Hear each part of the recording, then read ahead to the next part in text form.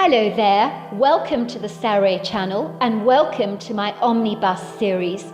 I've got so many of these omnibuses that are going to come out so that you'll be able to listen to an hour's worth of stories, which I know you're going to love. You know, the thing is that telling stories is such a fine art, and it's something that was practiced hundreds of years ago when people didn't have the technology that we have today. And everyone would gather around the fire and listen to a wonderful story. And also, what is so wonderful about a story is that personally, I think it is the best way to go to sleep. Every night when I go to bed, I always listen to stories. And that's something that parents used to do with their children. It's something that they still do with their children. There's nothing better than a good story. And so I hope you're going to enjoy this series. And before we start, I just want to say, do subscribe to my channel because you don't want to miss out on anything. Because I'm in for the long haul and I want to make sure that you get the most stunning stories to go to bed with at night or to listen to when you want to be one of those people sitting beside the fire and listening. Don't forget to subscribe to my channel and let's get started. I hope you're going to enjoy the omnibus. Dear Sarah and all your lovely listeners, it had indeed been the hardest decision of my entire life. When years ago I had given up my baby for adoption, but sometimes you do what you have to do to make the very best of a bad situation. And at the time I thought I was doing the right thing, but it was a chagrin decision that I would ultimately live to regret. I had no way of knowing. It would not only rip my life apart, like a ladder tearing through a pair of hose, that would ultimately cause a domino effect in my life, where the quintessential love of my life, Fabian, would be taken from me in bizarre circumstances. And I would ultimately come very close to losing my own life, as one decision that I had made about putting up my baby girl for adoption would have long-lasting repercussions on my life. Who would ever imagine that a lamentable act of great kindness and sacrifice would actually have a boomerang effect in my own life? I had heard my baby was being adopted by a nice American couple with Irish lineage, who were desirous to adopt a child with Irish descendancy. I had not been told much about the American couple, only that they were currently living in Ireland for a year or so, but would soon be returning to their homeland in due course. The couple were from Back Bay, which was a leafy green, tree-lined upmarket neighborhood in Boston, in Massachusetts, and they were exceedingly wealthy, living in an opulent brownstone apartment. I think when I learnt my child would never want for anything in her life, and grow up in the land of the great and the free, which is what so many Irish people like myself considered America to be at that time, I thought my little girl would grow up with her life wrapped in clover, and the thought of that made the thought of parting with her a whole lot sweeter and more bearable. Ireland had always had an intimate connection with the Americas, as after the potato famine in 1845, many of the Irish emigrated to America, and some of my very own relatives had left Ireland during that turbulent time in our history. Much of the Irish celebrate hugely in America when St. Patrick's Day rolls around again, on the calendar of remembrance. It would seem these Irish descendants never want to forget their roots, and who can blame them for that? It is always good, I believe, to never ever forget where you came from. So St. Patrick's Day has always been the quintessential opportunity to celebrate one's Irish lineage. I was happy that my soon-to-be-born baby girl would be adopted by this American couple, who I understood from the adoption agency had struggled tirelessly for over 8 years to get pregnant, and at the time the woman who was eager to adopt my baby had experienced over 8 miscarriages, and the pregnancy seemed to have abruptly ended before the 3rd month, just when the woman was beginning to show, which must, I thought, have been completely devastating for the expectant mother. No sooner had she announced to friends and family that she was expecting a baby, days later the baby was surely lost. The gynecologist could not understand what was going on with the woman, as tests confirmed that she was perfectly fine. But it seemed that her body had chosen to cruelly reject every single pregnancy, for no medically sound reason at all. almost as if the baby was a virus that her body was determined to defeat, which is something that can happen to women who are rhesus A negative. But luckily there is an injection you can have to prevent miscarriages with rhesus A negative blood. But this woman was an enigma, as nothing like this appeared to be going on with her. She was of the O positive blood group. The gynecologist had advised the woman to get a surrogate mother for her, to bring her baby into the world. The couple had been very enthusiastic about this, and heeded his advice, which had ended up badly, as the surrogate mother had refused to part with the baby once it had been born, and the American couple had been demolished to experience another heartbreaking loss like this.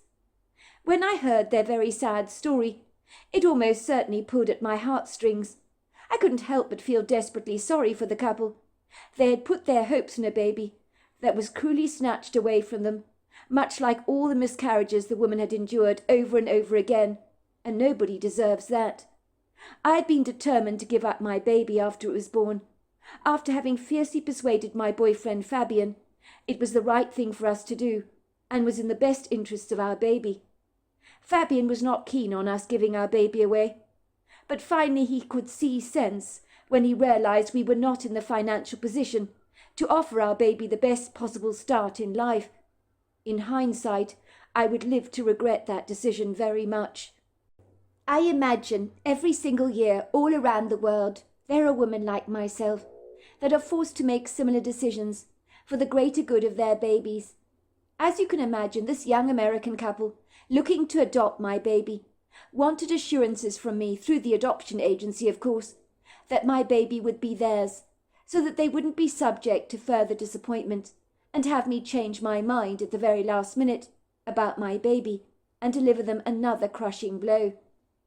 I was not allowed to meet the people who would adopt my baby, and the information the agency gave me at the best of times was extremely vague, but was enough information to assure me that my baby would be brought up by a loving family who would provide for my child an enviable lifestyle that some people could only ever dream of. Under the circumstances, I had agreed to offer the American couple assurances legally, but I did insist that if my daughter should want to look me up one day, I would welcome her to do that. I wanted her to know that I would love to reconnect with her, should she wish to contact me. I'd even written her a letter for the couple to give her when she was old enough to read it. I wanted my little girl to know that for me and her father, giving her up was the hardest decision that we had made in our lives, but we had tried to put her interests before our own. I was happy about the American couple adopting my baby. I wanted my child to enjoy the unblemished promises of a bright future with a great education and plenty of opportunities that would lightly drop out of the sky for her, rather like manna from heaven. And who wouldn't want that for their child? I had never known the benefits of financial freedom in my own life, as growing up both my parents had struggled financially to break even. I do remember from month to month my mother would quite literally count pennies, so yes, it really was that bad. My mother had been a cook and a housekeeper for a well-to-do rich Irish family in Galway, called the Sandersons. My father had been the groundskeeper for the Sandersons family, managing the large rolling grounds of their grandiose property that had been in the family for generations. The Sandersons lived in an old, very dreamy-looking romantic castle that these days every aspiring bride would probably love to hire for a wedding venue. The Sandersons, who owned the castle and employed my parents as staff, were far from generous when it came to administering their wages. They were from old money, you see, and I think to be fair on them, and to give them the benefit of the doubt, they were completely out of touch with how expensive things had become for the middle and working classes in the 21st century. I guess they lived in their own very well-upholstered, misinformed bubble, as if they were caught up in some 1940s time warp, rather like the characters in Downton Abbey. And believe it or not, families like this do still exist, as hard as that might be to believe, especially in some parts of the United Kingdom, Scotland and Ireland. Life had been hard on the financial front for my family, but growing up me and my brother Gabriel had very little to complain about, for we wanted for nothing. There was an abundance of love in our household. My family lived in a charming whitewashed cottage on the grounds of this grandiose estate. surrounded by dramatically breathtaking scenery that would steal your breath away, which included rugged cliffs that overlooked the coast. So me and my brother Gabriel were securely cushioned by the pomp and ceremony of the natural world. We grew up exploring the craggy caves and the cliffs on the coast, and having the kind of childhood that even the rich would probably dream about, as money can't always buy everything. My parents were rigidly strict Catholics. They didn't believe a couple should live together before they got married, and much like myself, they considered it morally wrong to abort a child. I'd always agreed with their manner of thinking in this regard. I know it's a highly contentious matter for many. For me, it was not just from the church's religious teachings that had persuaded me against abortion, but I do remember vividly when I was a little girl at school. The school invited a prominent gynecologist to talk to all the pupils. This man had been an atheist who never believed there was a God, and had physically performed thousands and thousands of abortions on unborn babies, until he could do it no longer. He claimed he had killed more babies than some of the most prominent serial killers in our history. He told us the babies, even in the early stages of pregnancy, physically felt pain, no matter how small they actually were. And he went on to describe how they cried out in agony when he vacuum suctioned them out of the woman's body. When he told us this, he physically began to cry and wince at his recall, as if the memories of what he'd done during these abortion procedures had all but broken his heart. He said every time he performed a procedure, he was riddled with guilt that hung over him like a dark cloud. He was hit with the profound sense that he was doing something that was wrong, like an inner knowing of some kind. One day in his sleep, he claimed to have heard the voice of God saying that the blood of the children he had killed was on his own hands, and he needed to stop the abomination and slaughter to save his soul. He was told that he needed to speak up about this matter so that women everywhere would know the truth about abortion, and that this was not about their body, but the child that was growing inside of them. After his encounter with God, this prominent gynecologist became a believer. He repented fiercely and refused to perform any abortions. He has since been on a mission to persuade young women to bring their babies to full term and finally have them adopted if they feel unable to care for the child themselves. I think that this story resonated with me in some way, and all the other girls in my class as well. We did all weep with this gynecologist when he told us of his experience. I won't go into more graphic detail of some of the horrifying tales he shared with us, but no one who listened to this man's speech would ever choose to willingly have an abortion after listening to him, as it completely changed our perspective in regards to the matter. My mother was a well-upholstered, buxom woman, with a round, friendly, endearing face, rosy cheeks, and very clear porcelain skin that was completely devoid of all wrinkles. Let's just say everyone was very complimentary of how beautiful my mother's skin was. But I think her quintessential secret lay in her physical plumpness that seemed to keep her wrinkles at bay, making my mother look younger than her years. I rather suspect if she lost the weight, her skin would also lose its beautiful luminosity. My mother was jovial, a jolly domesticated woman, with a warm heart and a grand sense of humour. She had what I would describe as a light-hearted, easy-going, carefree approach to life, but was fiercely insistent about her strict religious beliefs. She didn't want to do anything that might offend God in any way. My father, like my mother, was also a religious man, but he was like a string bean. He had a long angular face, a long body, and no real flesh on his bones to speak of, even though he laboured on the castle grounds for hours on end. But despite his ceaseless physical exertion, he still never developed a large build. My mother described my father as a bottomless pit, because he could eat the turkey off a Christmas table, and all the Christmas pudding, mince pies, and brandy butter besides. But his scrawny body resolutely remained stick-thin, whereas my mother only had to look at a dumpling, and she'd put on a couple of inches in half a second. Well, that is what she would tell anyone who would listen, but I think she was in denial. I secretly suspect my mother was a secret snacker, who got up in the middle of the night to raid the fridge for midnight snacks. I remember once as a girl, I woke up to hear a strange rustling sound coming from the kitchen. I scurried downstairs to find out what was going on. I discovered, to my astonishment, my mother in her nightgown raiding the refrigerator. She was eating a large bowl of chocolate ice cream, in an almost zombie-like state, as if she didn't exactly know what she was doing. When I confronted her the next morning about it, and told her I'd seen her gobbling up the ice cream in the middle of the night, she denied any knowledge of eating that ice cream. "What are you talking about, Fiona? Of course I never raided the fridge last night. You must be mistaken. It was probably in your dream.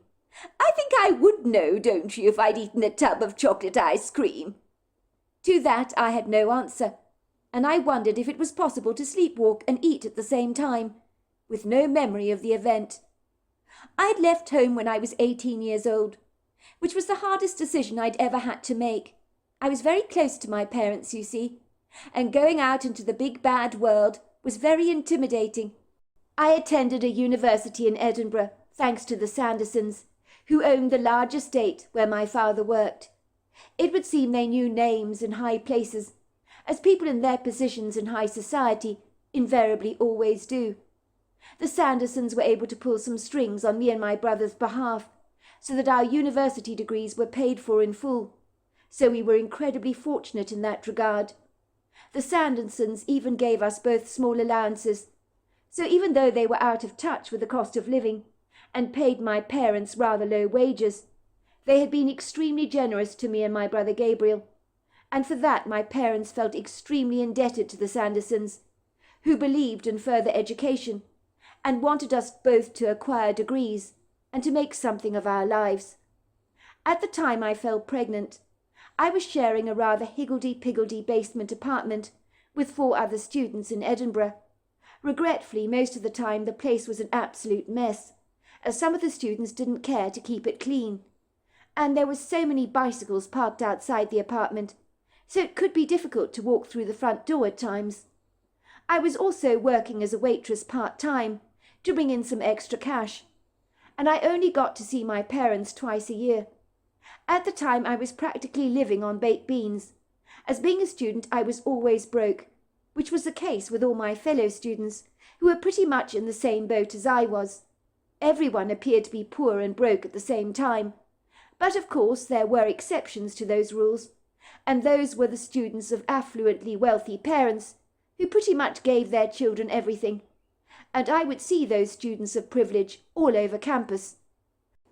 The life I was living in Edinburgh was so far removed from my life that I'd spent with my parents and brother Gabriel in our quaint whitewashed cottage in Galway that overlooked the magnificent rugged cliffs and pretty stretches of ocean, along with stone walls, expanses of emerald green grass, and plenty of grazing sheep. If you had stepped foot in my parents' cottage, you might have believed you'd gone back in time to another century, perhaps. Many people visiting Ireland in some pockets of the country will describe some parts of Ireland seem almost to be stuck in a time warp, and they'd be absolutely right about that. I guess you could say I lived a rather old-fashioned lifestyle. My mother regularly made steamed puddings for dessert. There was no fast food in our lives. We lived what I would describe to be a very slow-paced, easy-going way of life, and I liked it that way. Our lives were devoid of stress, where you worried about nothing at all. The things that concerned my mother the most was if there was enough jam for the roly-poly pudding she was serving for the evening meal, or who would help her polish the church's silver for the Sunday morning service. Even though money was tight, we never worried about it at all. We accepted our lot as you do, and sometimes the pastor would give my mother some extra cash for the stuff she did around the church, as I think he sensed the Sandersons didn't pay her terribly well.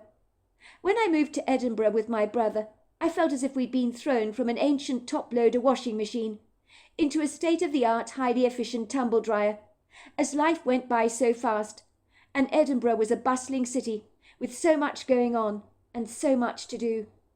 It possessed a young energy about it, thanks to all the students. I met my boyfriend on the university campus, and I know it sounds desperately unromantic, but it was anything but.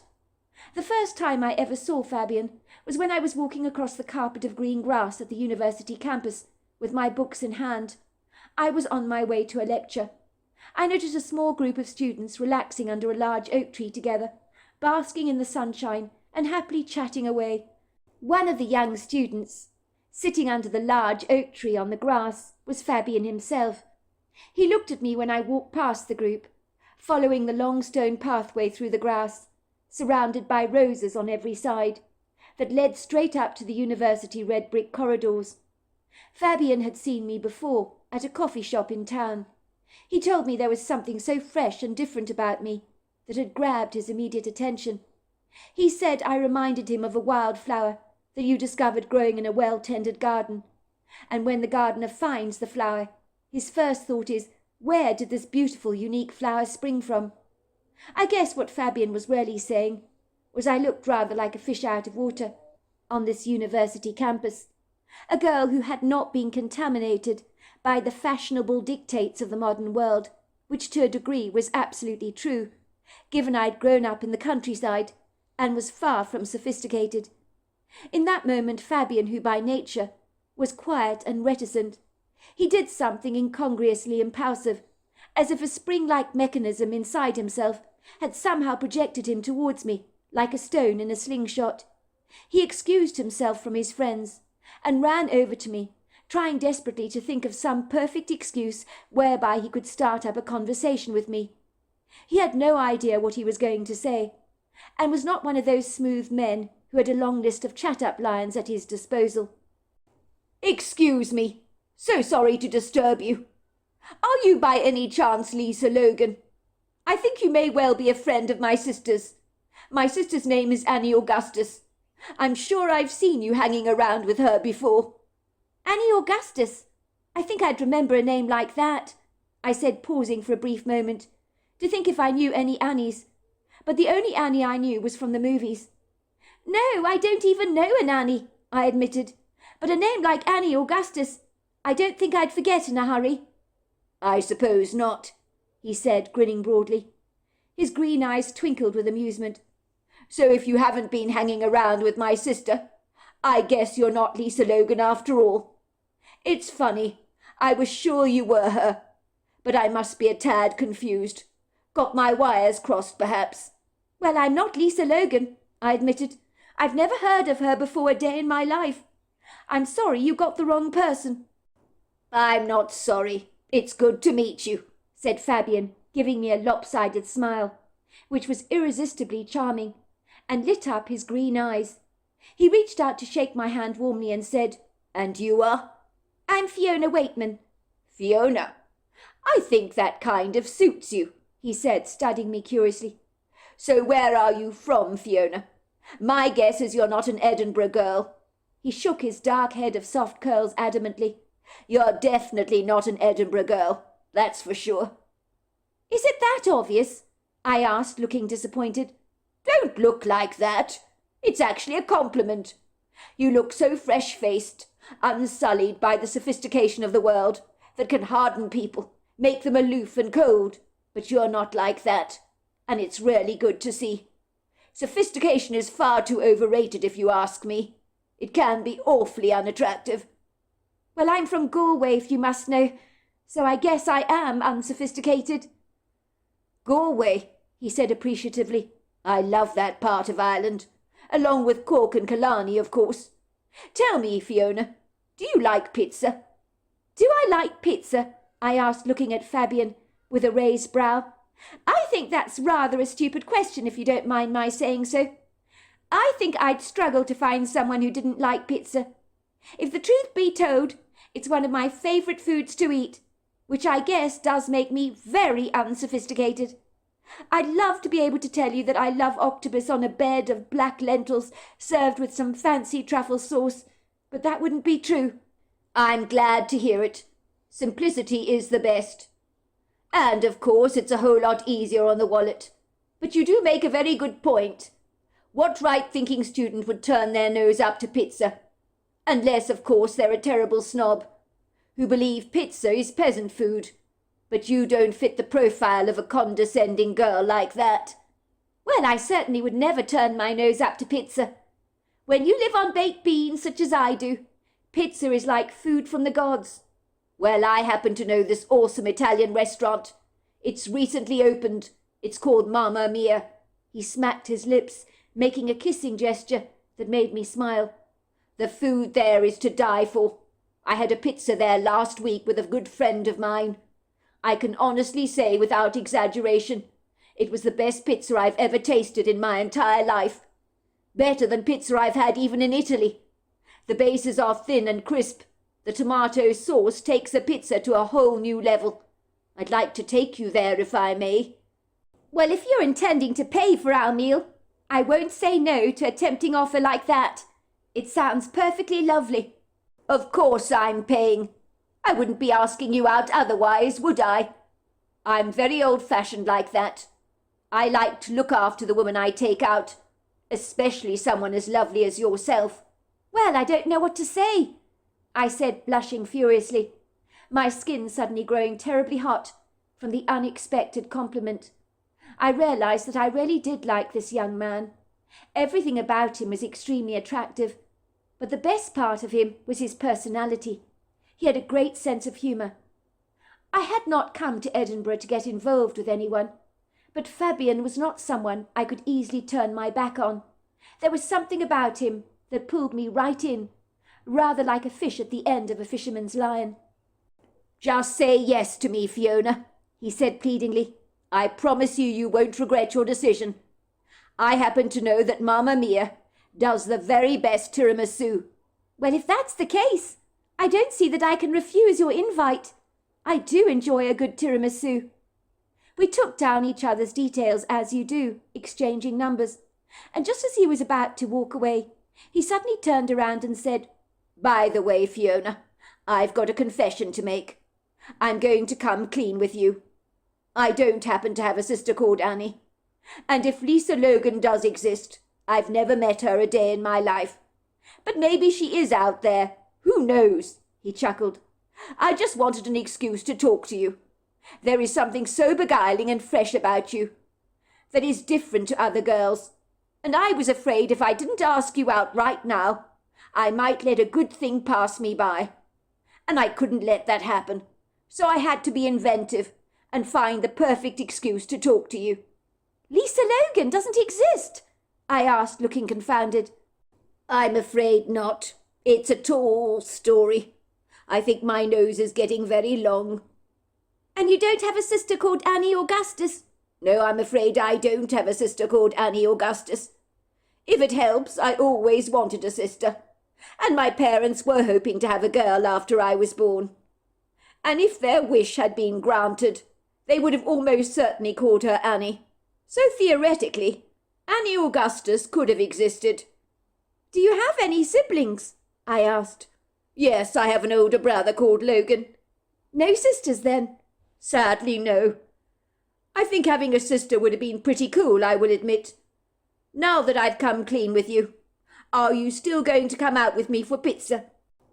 "But of course. I'm impressed that you made up these fictitious characters to talk to me. It's very inventive and innovative. I think it's cool. It shows you've got a great imagination, and I really like that." That was the beginning of my long-lasting relationship with Fabian, so you can see why I considered our encounter to be rather romantic. I don't even think I remember the taste of the Italian food at Mamma Mia when we went out together for our first date, as there was quite literally sparks flying between us, and the food and its deliciousness seemed of little significance in the circumstances, but I'm sure it tasted very good. Within days, Fabian and I had become inseparable, and he was sharing a room with me at the semi-detached basement apartment I shared with 4 other friends in Edinburgh.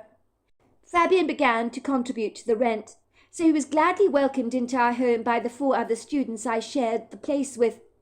As the less you have to pay out as a broke student, the fatter your wallet becomes, and no one wants their wallets to lose any weight. That's a waistline that you want to expand exponentially. If my parents had known I was sharing a room with Fabian, they'd have been appalled, but what they failed to know would not hurt them. My mother had always told me never to be intimate with a man before my wedding day, but in this modern generation that we live in, those views are very outdated. My relationship with Fabian blossomed rather like a cherry tree in spring.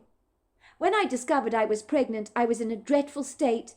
I remember staring at the 2 blue lines on the pregnancy test with the same kind of fear you might feel if the roof was caving in on top of your head and about to fall down upon you. I sat on the knowledge that I was pregnant for many days, like a coffee that is percolating. I had no way of knowing how Fabian would react to the news. I was terrified it would tear our lives apart. I need not have worried, as Fabian, when he heard I was pregnant, was overjoyed at the news, as if he had hit the jackpot and won millions of dollars. He began to punnel the air excitedly with his fists, in a gesture of delight. "You're pregnant?" he asked me, his eyes shining like perfectly polished green marble. I nodded, looking at him with wide, earnest eyes. I really thought he was going to get upset and run his hands through his hair and look at me with worry etched on his face, saying, "What are we going to do? This couldn't come at a worse time, Fee." But he never said that. "Are you sure you're pregnant?" he asked me, his smile growing so wide I was surprised it actually fit on his face. "It's true," I said. I showed him the 2 lines on my pregnancy test. "I thought we'd been so careful, Fabian, I really did. I don't know how this could have possibly happened. But I can't believe you're not really upset about this." Fabian took me lovingly in his arms. We danced around the floor in glee, doing twists and turns. And for a while I was swept up in the undulating waves of his contagious euphoria. But then reality hit me hard. It would seem days later I tried making Fabian see that having a baby while we were at university was not remotely practical. Neither of us had much money between us.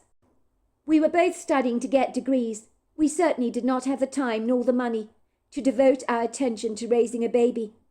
I knew if my mother knew that I had fallen pregnant as an unmarried woman, she'd have been so desperately disappointed in me.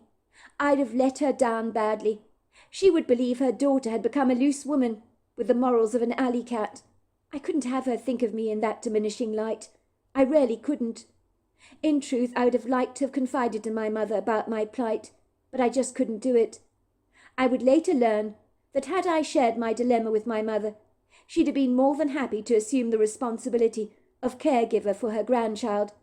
But pride can set you back to the path of no return, where you'll be cruelly teased by the waves of great regret that would continue to sting my life in the years that were to follow, because I would have so many regrets. "But we must keep our baby," Fabian had insisted. "You're not suggesting you have a termination, are you? You can't do that. This is our baby we're talking about. I refuse to believe our baby is just a bunch of cells growing inside you. I'm sorry, but I've never seen it that way. I know people would disagree with me, but I believe this baby is a gift of God, and we can't abandon it." "I believe the baby is a gift of God. We can't possibly abandon it." "Of course I'm not suggesting a termination. Are you mad? I'm completely against abortion. I always have been." I could see the relief on Fabian's face. As much like myself, abortion was not a word he could easily entertain, especially when it came to his own progeny. "That's not where I'm going with this, Fabian. I have another much more practical solution that will be better for the both of us long term. Please don't get mad with me, Fabian. Hear me out, won't you?" "I'd never get mad at you, Fee. You know that. We're in this together. We're a team." "I want us to give our baby up for adoption, Fabian. I know this isn't what you want to hear. I've been thinking of this decision long and hard, and it really is the best for our baby. We're not financially, emotionally, or even physically equipped to care for a baby, are we? Not at this time in our lives. We may really love each other, but is love enough? People always say it is. But a baby is so much responsibility, and I just don't believe that we're in a position to care for one properly." "I understand where you're going with this, but we don't need to take the adoption route. It really isn't that necessary, Fee. I know my mother would look after our baby for us. I know she wouldn't mind. Indeed, I think she'd consider it a great honour to look after her grandchild. And if it's a girl, she'll be over the moon about it. I told you, there was never an Annie Augustus in our lives, but she'd have liked there to have been. And now our little baby. Well, she'll be delighted to look after her." "You can't ask her to do that," I said. "You just can't. It wouldn't be right. It just wouldn't." "But why not?" "Because we can't ask your mother to do that," I said resolutely. "I don't want your family, or my family for that matter, knowing anything about our baby. If my mother knew I was pregnant, in my unmarried state, she would be so gutted, so desperately disappointed in me. I don't have the heart to let her know about any of this." "That's not a problem. We can rectify it at once. We get married then. Then everybody will be happy." "It's not about being married, Fabian. I wish it was that easy, but it's not. It's so much more than that. Even if we were to get married, it changes absolutely nothing. In the grand scheme of things, we're too young to become parents, are we not? We're both embarking on degrees at university. This is not the right time for the both of us to become parents. Surely even you can realize that." Finally, after many lengthy discussions with Fabian, he came around to my way of thinking, but very reluctantly, I have to say. Yes, I did love him. Yes, in the future after university we could finally get married. Yes, we could have other children, but now was not the right time.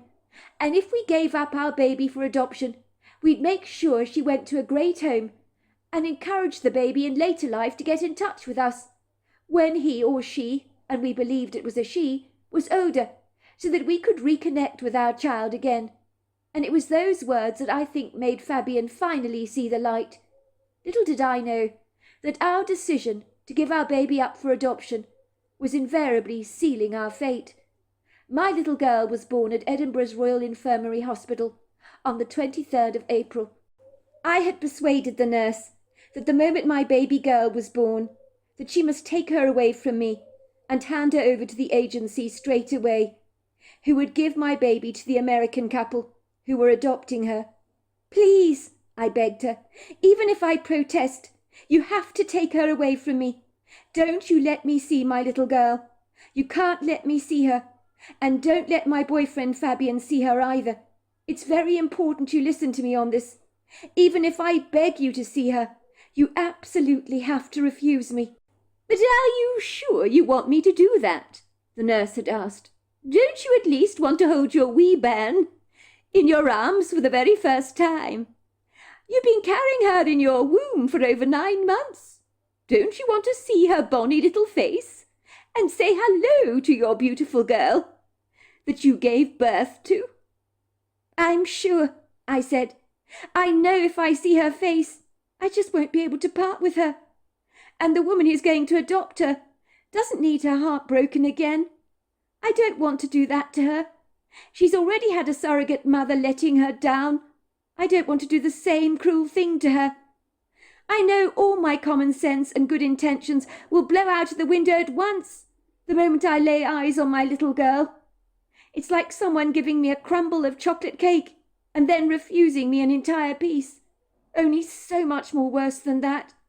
Besides, I've signed some legal documents where I've committed myself to handing over my baby. And I can't backtrack on my promises now. It wouldn't be right. It wouldn't be fair." The nurse nodded sympathetically, as if she understood. "Well, I will do as you say. But I must warn you, this is going to be extremely hard on you. Most mothers are very desirous to see their bairn after it's born, even if they are putting it up for adoption." "I don't trust myself to do that. I'm impressed that other mothers can do that, but that's not me. I'm not strong enough to turn my back on my baby once I lay eyes on her. I know exactly what I'm like. My baby isn't born yet, and I already love her to bits. And I really already want to keep her. And I'm not in a good place to be the best mother for her. She deserves so much better in her life than what I can give her at the current moment. And this American couple that are adopting her will give her an enviable lifestyle, and I want that for my little girl." "It sounds to me as if you have it all figured out. But it also sounds as if you don't want to give up your baby," said the nurse kindly. "It's like you're wrestling with your own emotions, are you not? Are you sure there isn't another way you can keep your wee little bairn? Could your parents not raise her while you're still studying? Giving up a baby is a very big deal for a mother, you know. Believe me, it's going to be an emotional roller coaster ride for you, and I'm sure you may one day live to regret your decision. I know many mothers do. You may be right about that, but please do as I say. I'm begging you." "Very well," said the nurse. "If you insist, I will do as you say. But just so you know, I'm not remotely comfortable about this. I do think it's very good for a mother to bond with her baby, even if she has to be parted with it. But, given you feel so strongly about this matter, I will do exactly as you say." When my little girl was born, and my boyfriend Fabian was sitting at my side, holding my hand, and I heard the first cry from my baby, I couldn't bear it. "Please, please can I see her?" I asked the nurse. "You told me not to show your bairn to you," said the nurse, leaving the ward with the baby in her arms. "You've had a beautiful baby girl, 6 pounds 7 ounces, but I'm doing exactly as you asked me to do." I could see how painful it was for Fabian not to see our baby, but we had both firmly decided it was for the best. But we both regretted giving her up for adoption from the very moment she was born. It was like there was something missing in our lives, a void we could not fill, as if we'd experienced a bereavement of some kind, and a heavy loss, and I even told Fabian as much. "I should have listened to you. We could have got your mother to look after our baby. What have we done? I've been such a wretched fool. I never even got to see the baby's face. What kind of a mother does that make me?" Fabian rocked me very gently in his arms. He brushed his lips against my forehead. "Don't be so hard on yourself, Fee. We've discussed this at great length, have we not? We will have children some day, and God willing, when our girl is older, she'll look us up, and she will always be considered part of our family." "You really think she'll look us up one day?" I asked Fabian hopefully. "You really think so?" "Oh, I'm in no doubt she will," he said confidently. 8 years later, I was now a happily married woman. I was living in Dublin with my husband Fabian, and we both had successful jobs in the city, and were making a reasonably good living. I was working at an agency, where I was in charge of creating holiday packages for the rich who were keen to visit the Emerald Isle, and wanted to see what Ireland had to offer. If a client was exclusive and willing to pay the highest rates, I would often volunteer my services and take them on some of these outdoor excursions myself. So in my job I had the best of both worlds. I could be sitting behind a desk organising holiday packages for people, or if the price was right, even supervise some of these trips for the rich clients, who usually came from abroad and wanted to see other attractions that the average tourist in Ireland might not be privy to seeing. I loved my job very much, but I enjoyed it more when I was interactive with my clients and would supervise some of these trips. And when that happened, I was often away from home for several days. But it meant when I returned to Dublin, I appreciated being home with Fabian all the more. At this time of my life I had finally confided in my mother about the baby I had given up for adoption, and as can be expected, she was devastated to hear the news. But I knew I couldn't keep the secret from her any longer, because I was bursting to tell her about it. I wanted her to know that somewhere out there she did actually have a grandchild. "You mean you and Fabian had a baby girl while you were a student in Edinburgh? And you mean to tell me you gave her up for adoption? How could you do that, Fee? This is my granddaughter we're talking about. This is very distressing news. It really is. I honestly don't know what to say. I can't believe you could part with your baby girl. I could never imagine ever giving you up after you were born. The idea doesn't even bear thinking about." "It was the hardest thing I've ever done, Mum. There isn't a day that goes by that I don't regret my decision. If I could go back in time and do things differently, with the benefit of hindsight, I would almost certainly do that. But it's too late for all those regrets. I couldn't tell you, Mum. I know your views on sex before marriage, and I knew you'd be so disappointed in me if you knew your little girl had not been as squeaky clean as you hoped. Oh, for goodness sake, Fiona, listen to yourself. I might be old-fashioned, and yes, in an ideal world I'd love my daughter to be a virgin when she walks down the aisle. But I had to be realistic, didn't I? I knew that would never happen for you, even before you left for university. I know I couldn't keep you contained in a bubble, and believe it or not, I do know what happens out there in the big wide world, especially in this current rather promiscuous generation. Young girls fall pregnant all the time. It's not ideal, of course it's not. But people will manage to make it work. They make a plan, don't they? You really think like that, Mum? Oh, don't look so surprised, love. Of course I do. Despite what you may believe, I'm not a prehistoric dinosaur that is so desperately out of touch with the modern world. I may seem rather formidable, but I'm not. When I was a girl, many young women my age had buns in the oven before they actually got married. It was a lot more common than you may think. It happened to my best friend Catty, so I know about the turmoil she went through. But in the end, she kept the baby, got married, and all was well. And now she can't imagine what her life would ever have been like without her beloved son. Sometimes when a baby comes into your life, it's not a convenient time. But then again, when is it ever convenient to have a baby, I ask you? I'm just extremely upset that you didn't think you could confide in me, or reach out to me or your father for help. We'd have loved to help and support you in that situation. I'm your mother, for goodness sake, Fee. You should realize that I'm here for you no matter what. You should have known beyond a shadow of a doubt that me and your father would have been more than happy to raise the wee little Ben for you. But you didn't even think to ask us, or even give us the chance. And now we may never get to know our precious grandchild. And that's very upsetting, Fee. How I wish you could have shared all this with me.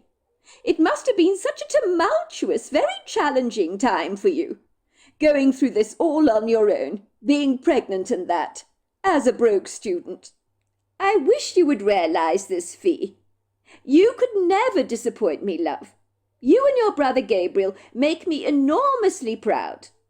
It disillusions me greatly that I never got to see my grandchild. Tell me, who adopted her? I hope you made absolutely certain she went to a loving home. At least if I can know that, I can sleep peacefully at night. I don't know the name of the couple. The agency didn't disclose that kind of information. But I do know the couple that adopted my girl were American and very wealthy.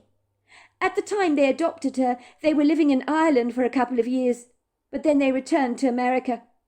They live in Boston, in a wealthy neighborhood there. They had been trying so hard to have a baby at the time. I seem to remember the agency said the woman had had over 8 miscarriages. The couple was so desperate. In the end, they hired a woman to be a surrogate mother for them. But the woman kept the baby. She refused to give it over to them, so they were absolutely demolished by that. The agency assured me they were a very nice couple, and that I could be extremely confident that my daughter would have a great life. My mother let out a whistle. America? Goodness gracious me! That's a long way from home. A long way. Well, Mum, the great news is I did leave a letter for my daughter to get in touch with us when she got older, if she wanted to connect with her birth family. In the letter I told her that for me and Fabian, giving her up for adoption was not an easy decision to make, and that if she wanted to connect with us one day in the future, we would be delighted to hear from her, so that she could be reunited with her biological family. You think she'll do that? My mother asked cynically. But I don't see why not, Mum. Surely she'd want to know where she came from, and about her Irish roots, or whether she had any brothers or sisters. I know in her shoes I'd want to know things like that. Wouldn't you? Yes, I think you may be right. I think I would want to know. Everybody needs to know their roots. Tell me, does Fabian's parents know about this? The baby, I mean. I made a face. Absolutely not, Mum. You must never tell them. Fabian's mother would never ever forgive him. He desperately wanted his mother to look after our baby for us, but I point blank refused. Oh, don't look at me like that, Mum. Please don't look at me like that. Look at you like what, love? With that funny face you pull when you don't agree with me about something. I know exactly what you're thinking, Mum. There isn't a day that doesn't go by that I'm reminded of what a prize idiot I am to turn back on help that I could have received that would have changed my life and Fabian's life. But I couldn't help myself. I just couldn't. I think I was too proud at the time. Honestly, love, what on earth were you thinking? You had the quintessential opportunity to keep your baby, and you allowed perfect strangers, living in a country far, far away from Ireland, to raise your child, when you could have kept your child if you'd only reached out for help. Things could have been so different for you and Fabian. What do they say? Pride always comes before a fall. Tears spilled down my cheeks. Mum, don't you think I know that already? I hate myself for what I did. I was such a prize idiot. A day doesn't go by when I don't regret my decision. My mother took me lovingly into her arms and patted my back with one of her hands as I buried my face in her shoulders and sobbed uncontrollably. It really was good to get out all my pent-up emotions. She began to rock me like a baby. There, don't get so upset, Fee. I'm so sorry to have been so caustic with you. I didn't mean to hurt your feelings. That's the last thing I'd ever want to do. You and your brother Gabriel are the most precious, most beloved things in my entire life. I hope you know that. It's just this has been an awful shock to me, and learning I have a grandchild out there in America that I may never get to see in my entire lifetime is very tough for me to digest. But don't blame yourself, love. You were young and naive at the time. It may have only been 8 years ago, but you've grown up an awful lot since then. You're a married woman, are you not? And you're married to a wonderful man. You couldn't ask for a better husband than Fabian. You live in a lovely apartment in Dublin. And you're so successful in the travel business. I'm incredibly proud of you. Me and your father are delighted you've been so successful. You help rich folk plan their holidays here, and you supervise some of those trips yourself. Besides, when push comes to shove, we have all done things in our lives we regret. One of the things about life, Fee, is we learn from our mistakes, don't we? I bet you've never made a mistake in your entire life, Mum. You've always been so level-headed, so much more sensible than I am. Oh, you better believe I've made mistakes, Fee, said my mother. I've made a zillion mistakes in my lifetime, I'll have you know. And by the grace of God, I can't remember them all. And I'm grateful for that. I ran away from home once when I was 13 years old, with my brother Hilton.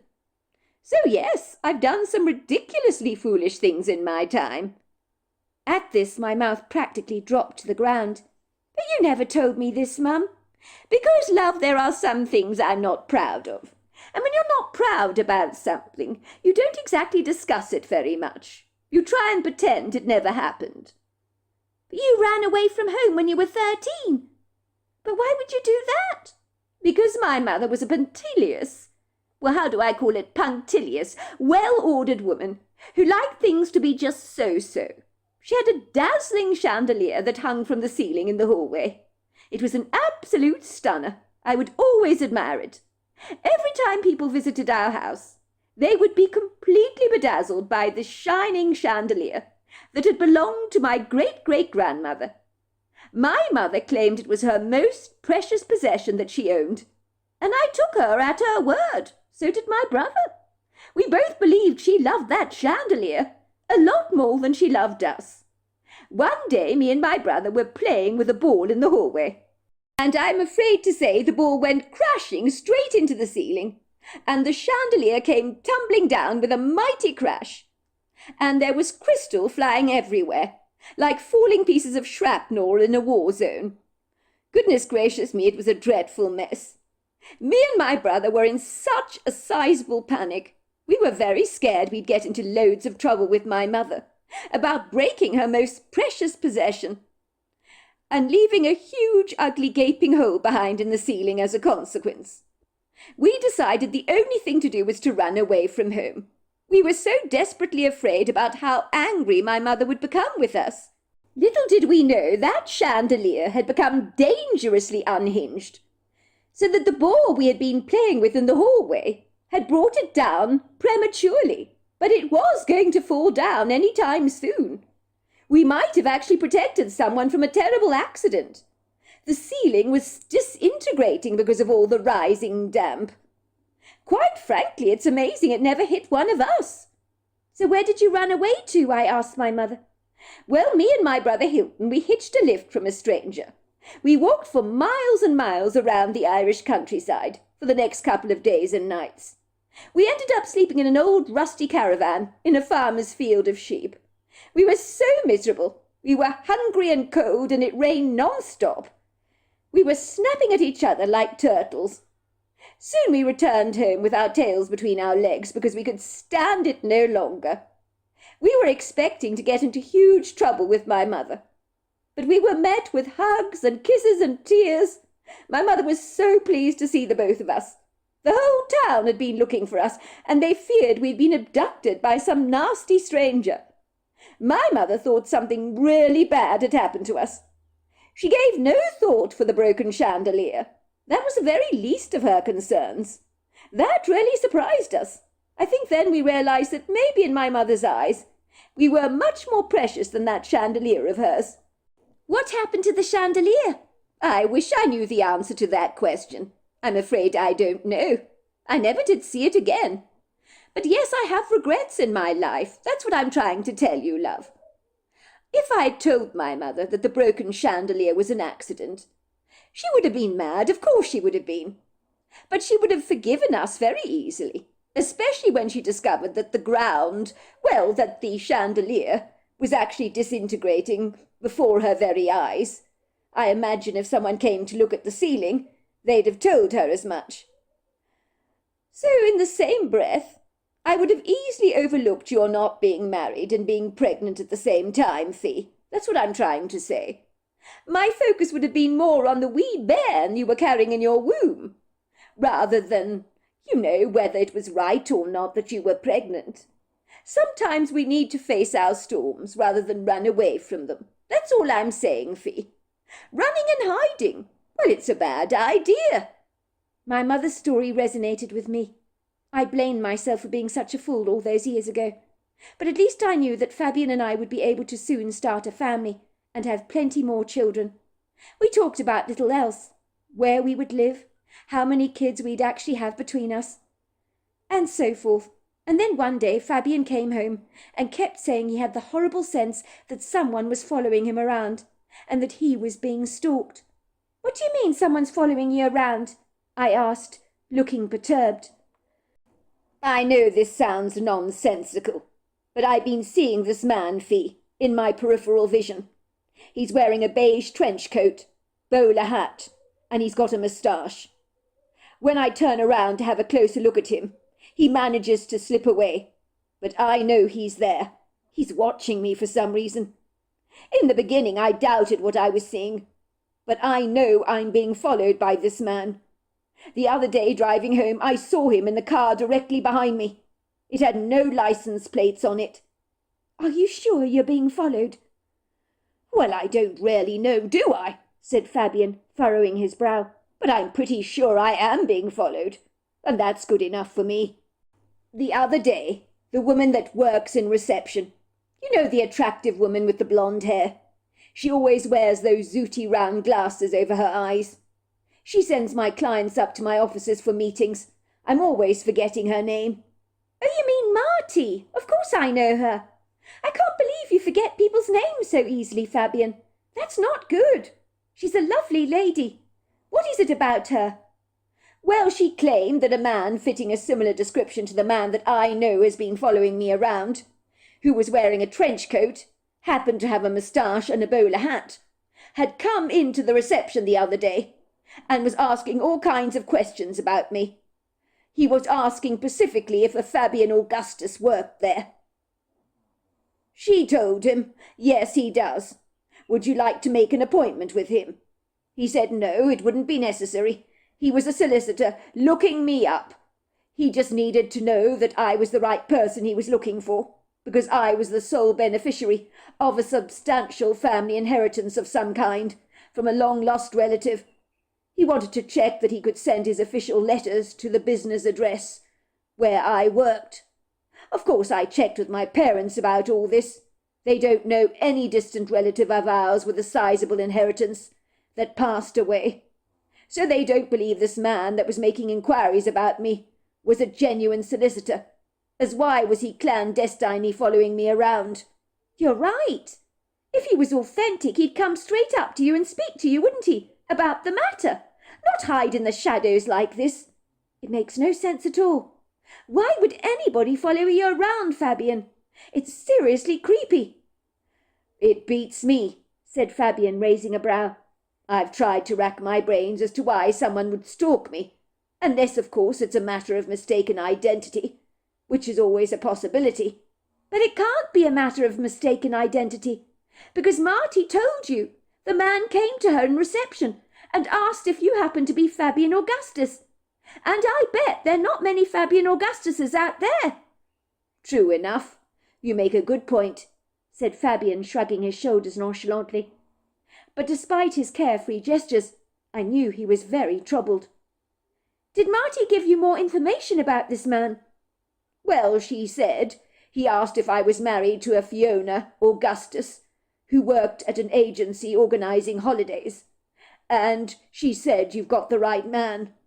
Fabian is married to Fiona, and yes, she does work for that travel agency that you're talking about. The man asked about me, and he knew my maiden name as well, I asked incredulously. I'm afraid he did. And you're saying that Marty just willingly gives out my private information and your private information? What is she thinking? She should know better than that. Well, she said when he was claimed to be a solicitor, and looking me up in regards to a long-lost inheritance, she became extremely excited for me. So that was why she answered his questions. So you're saying she answered his questions and he just walks away like that? Did she even ask for any ID? I'm afraid she didn't. She does regret that. As you can imagine, my husband's story rarely unsettled me. I couldn't comprehend who could be following him around like this. It all seemed very nefarious to me. And then I was being mentioned in the discussion as well. And this person, whoever they were, even knew my maiden name. It was all very strange. One day an exceedingly bizarre thing happened. A woman arrived at my husband's offices, claiming she needed to see my husband about an important legal matter that needed his immediate undivided attention. The woman seemed to possess a heavy French accent, which was so exaggerated that Marty in reception thought it might have been put on, but she couldn't be sure about that. The woman appeared to be in her 30s, was heavily made up, with Marilyn Monroe-style makeup. Her eyes were so blue that Marty thought she might have been wearing contact lenses. Then she was wearing a very bright red lipstick. The woman claimed she needed to see Fabian about an important matter, and that it couldn't possibly wait because it was extremely urgent. Marty asked the woman who she was, and she said her name was Sophia Bonfieux, and that the nature of her business was both personal and private. Marty described the elegant woman as very sophisticated, wearing what looked to be like an expensive Armani business suit that she believed must have cost a fortune. She also appeared to be wearing a mink coat, but Marty believed it wasn't real, but it was a very expensive fake. She was wearing elegant leather gloves on her hands, which wasn't terribly unusual, as it was a freezing day in winter, so she thought nothing more of the matter. Marty immediately called through to my husband's office and said there's a Sophia Bonfieux that wishes to see you, about a very urgent matter. My husband told Marty to send her up, and Marty told the woman to take the escalator to the 12th floor and to go to the office on the far left. The woman left the offices and thanked Marty for help once she had finished with her meeting with my husband. She gave Marty a very fake smile and scurried away. Later that day, when Marty rang through to my husband's office to inform him about the arrival of another client of his, who was scheduled for a prearranged meeting with my husband, After getting no response from him, she personally took the lift to the 12th floor herself and went into his office to find out what was going on. She found him slumped over his desk, and in his hand he was holding a tiny box that contained a couple of pieces of vanilla fudge. They discovered my husband was deceased. He was out cold and had been so for a few hours. It was assumed he had experienced a fatal heart attack. But an autopsy was performed which revealed that my husband's manner of death was by no means a natural one. Detective Murray Crawford was put in charge of the investigation. I answered the door to him in a dreadful state. I sensed there was more to my husband's demise than meets the eye, and it turned out I was absolutely right about this. But nothing prepared me for what Detective Murray Crawford would actually tell me. "How are you doing, Mrs. Augustus?" he inquired of me. He was a very jolly man, in his early 50s, with a receding hairline, olive skin, and very big brown eyes that were full of compassion. "As well as can be expected, Detective," I told him. "I'm sorry, but as I was saying to you on the phone, I don't believe for a second that Fabian suffered a heart attack. I just don't. I told you as much on the phone. Fabian told me days before his death he was being followed around by a strange man with a moustache and a trench coat. Something weird is going on here, Detective. I'm sorry, but Fabian was so healthy, far too healthy to die so young." The detective studied me through his kind brown eyes, in which I discerned some genuine compassion. "I'm sorry I didn't take your concerns very seriously, Mrs. Augustus. I genuinely thought your husband had suffered from a heart attack. But it appears I was wrong. Sometimes heart attacks can happen in young healthy people, you know.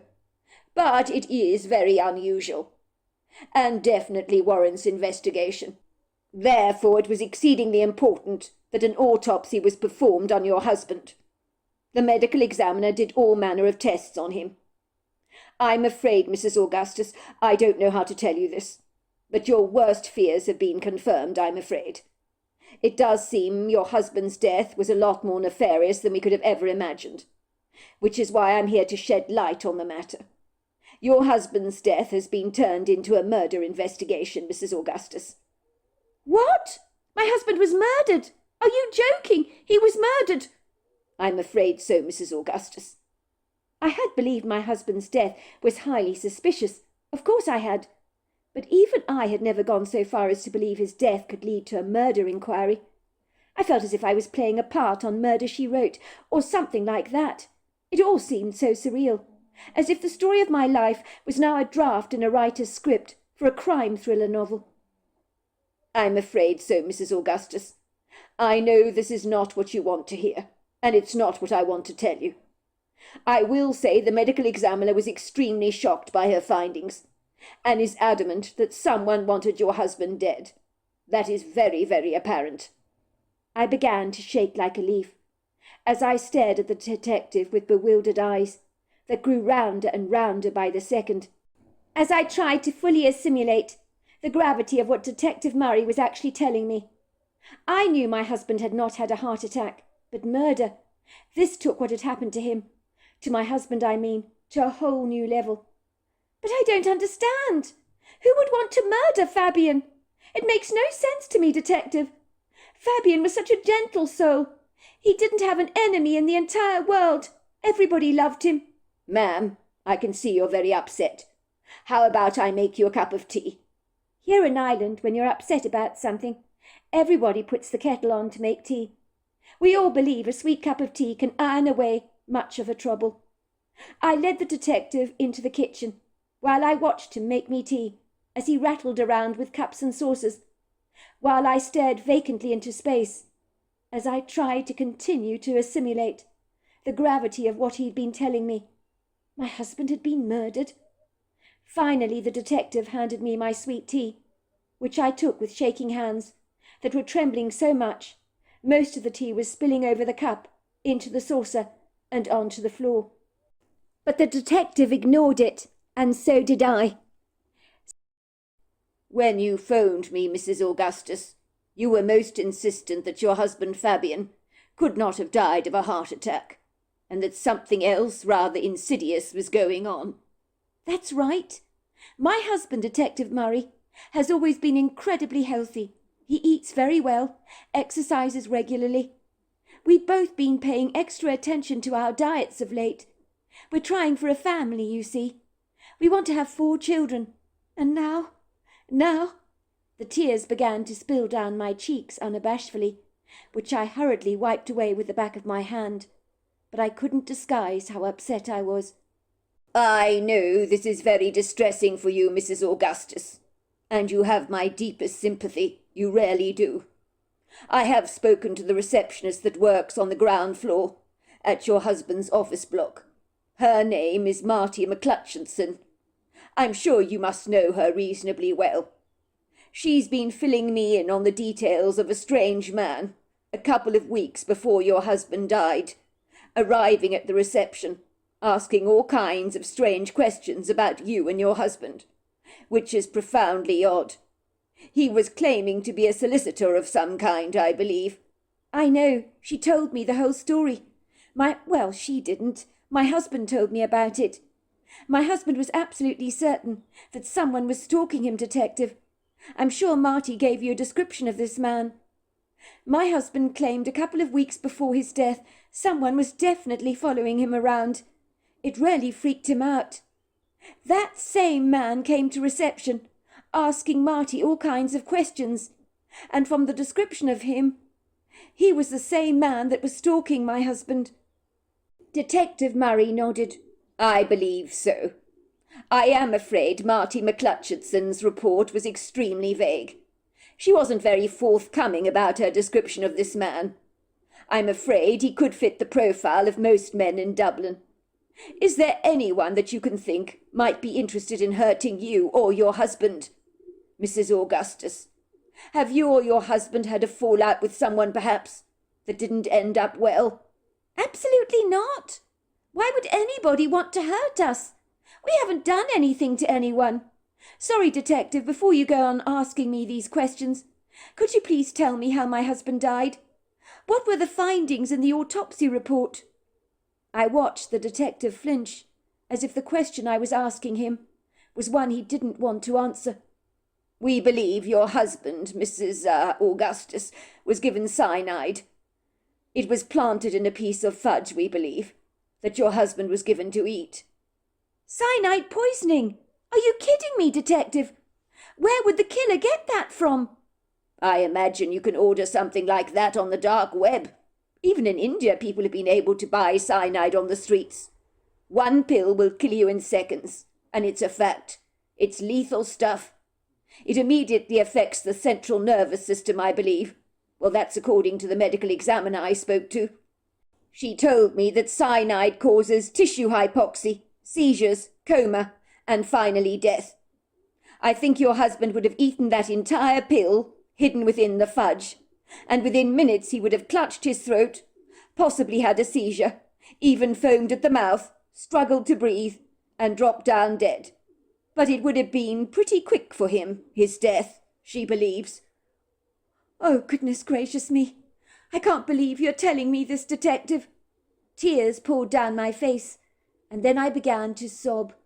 I was inconsolable with grief to imagine what poor Fabian must have been through in the last few minutes of his life.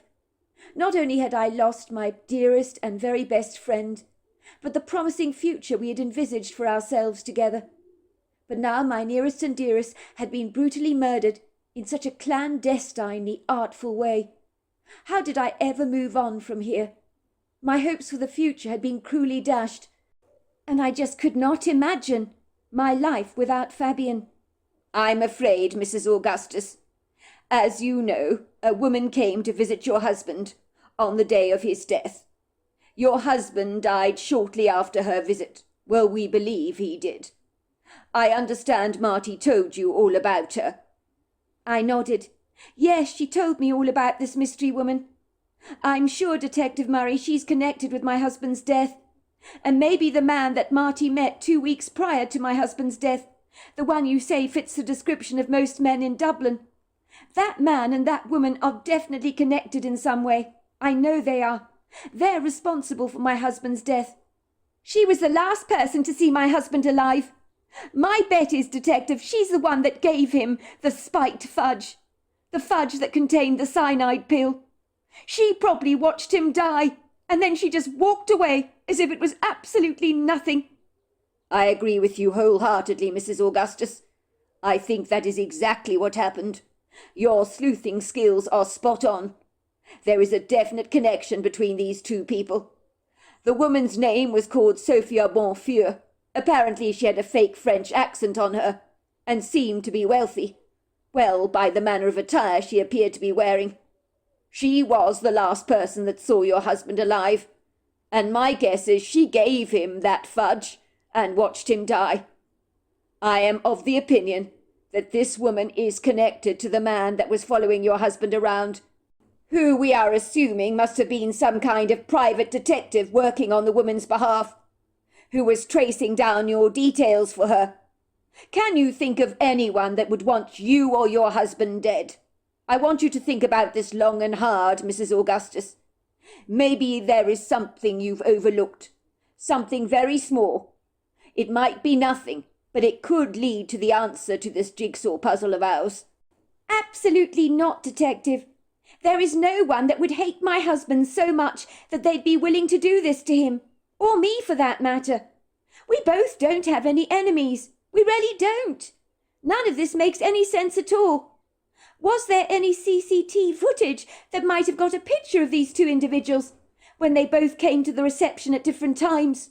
We did see the CCTV footage, Mrs. Augustus, but that doesn't help us at all.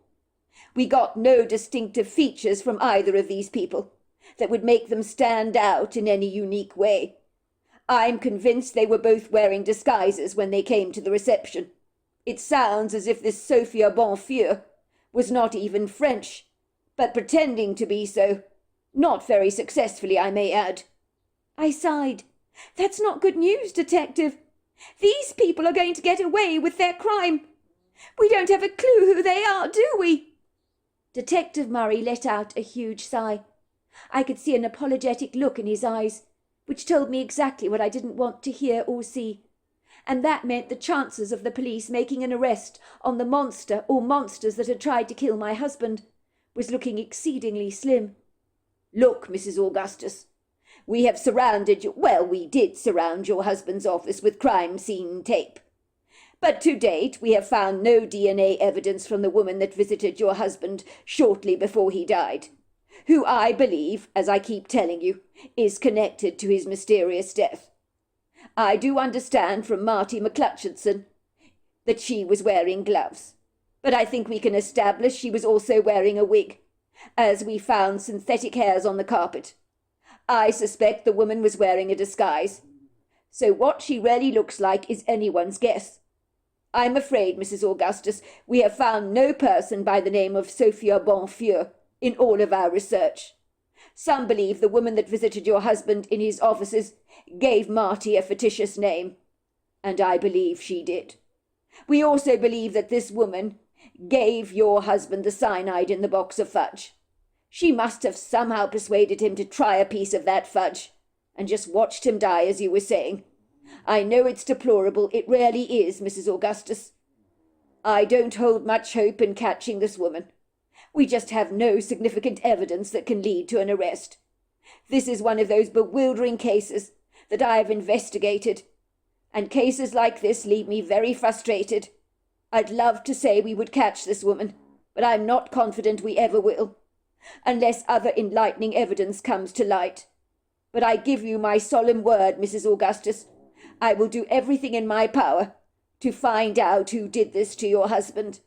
I know you will, Detective, and I appreciate your help in this matter. I really do. 2 years after Fabian Augustus's death, Sylvia von Morrison, Boston, Massachusetts. I've just sent off my email to Fiona Augustus. I hope to hear back from her in any second. I've offered her a considerable amount of money to take me and my husband Barry and my 10-year-old daughter Haley on a personal guided tour around the Emerald Isle. I am rubbing my hands contentedly together. I expect her to bite the bait very quickly, as I've designed a masterful plan to lure her right in. She won't be able to resist a financial incentive such as mine. I'm sure I'll hear a ping on my computer in any second when she responds to my inquiry. That's a great thing, you know, about being very wealthy. You can call all the shots, and you pretty much get everything you want handed to you on a silver platter, with just the pinch of a finger.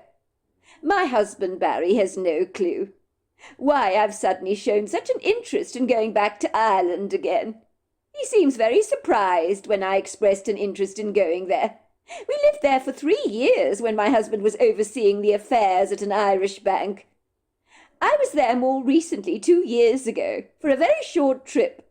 I told my husband I was meeting up with a girlfriend for a few days, and he bought my fictitious story lock, stock and barrel. That's my husband Barry for you. He may be a millionaire, you know, many times over, but it's so very easy to pull the wool over his eyes. And he's not always the brightest brick in the block, although he really thinks he is, and I let him believe that. I only have to flash my eyelashes at him, and I get him to do almost anything I want. It's very easy to manipulate a man, you know, if you keep yourself looking very good, which I've always done. If my husband had any notion of what I'd done, well, let's just say he'd be absolutely horrified. He'd probably think he was married to a monster. But I was the one in this relationship that went through 8 miscarriages, one after another, while Barry claimed he understood what I was going through at the time. But quite honestly, he does not have a single clue. I was the one carrying those babies in my womb for 3 months in every pregnancy, and then to lose one baby after another. It was devastating, absolutely devastating. My gynecologist couldn't find anything physically wrong with me that would explain why I seemed physically incapable of bringing my babies past the first trimester. He said it was like my body was rejecting every pregnancy of mine, without any rational rhyme or reason. It was like my own body was conspiring against me. It was his crazy idea for us to get a surrogate. And where did that get us? Nowhere very fast, I have to say. When that dreadful woman carrying our baby simply refused to part with it, even though it was half my husband's, I really wanted to wring her neck on the spot. But somehow, against what seemed like insurmountable odds, I managed to sail through that tumultuous storm and find the light at the end of the tunnel, even though it was a very murky light. Ostensibly, it was the most tumultuous, formidable journey of my entire life. I never want to travel down such a forsaken, sequestered path ever again. It was when a young student called Fiona Waitman, who was living in Edinburgh at the time, she was a student at the university there, she fell pregnant with her boyfriend Fabian's baby. She decided to put it up for adoption. Well, they both did. We were the lucky couple, my husband and I, that were given the opportunity to adopt the young couple's baby. We called our baby Haley. It was on my insistence, of course, as that was the name of my late grandmother, who I loved very dearly. I was very close to her. Haley is without doubt the apple of my eye. At the time, legal papers were signed by the couple to assure us that baby Haley would be ours. But I knew from my solicitor that there were no guarantees that things would pan out smoothly for us. Bitter experience had also taught me otherwise. Let's not kid. Every single court in the land is always on the side of the birth mother. If Fiona had decided to keep Haley after her baby was born, we wouldn't have been able to do much about it. This time things fortunately favoured us. But now that Haley is 10 years old, I do have grievous concerns for the future. I need to protect my daughter at all costs. I do not want her to be snatched away from us when she gets older, if she happens to express an interest in looking up her birth parents. God forbid if that were to ever happen. The thought just does not bear thinking about. I did not want my daughter Haley to ever know she was adopted. But of course, Barry is insistent we can't keep this news from her. We'll have to tell her sooner or later. He says it's only right that she knows the truth about where she came from. In my experience, the truth can be extremely dangerous. If Haley were to look up her birth parents at a later stage in her life and simply discover that she had brothers and sisters, she could end up loving her birth mother more than me.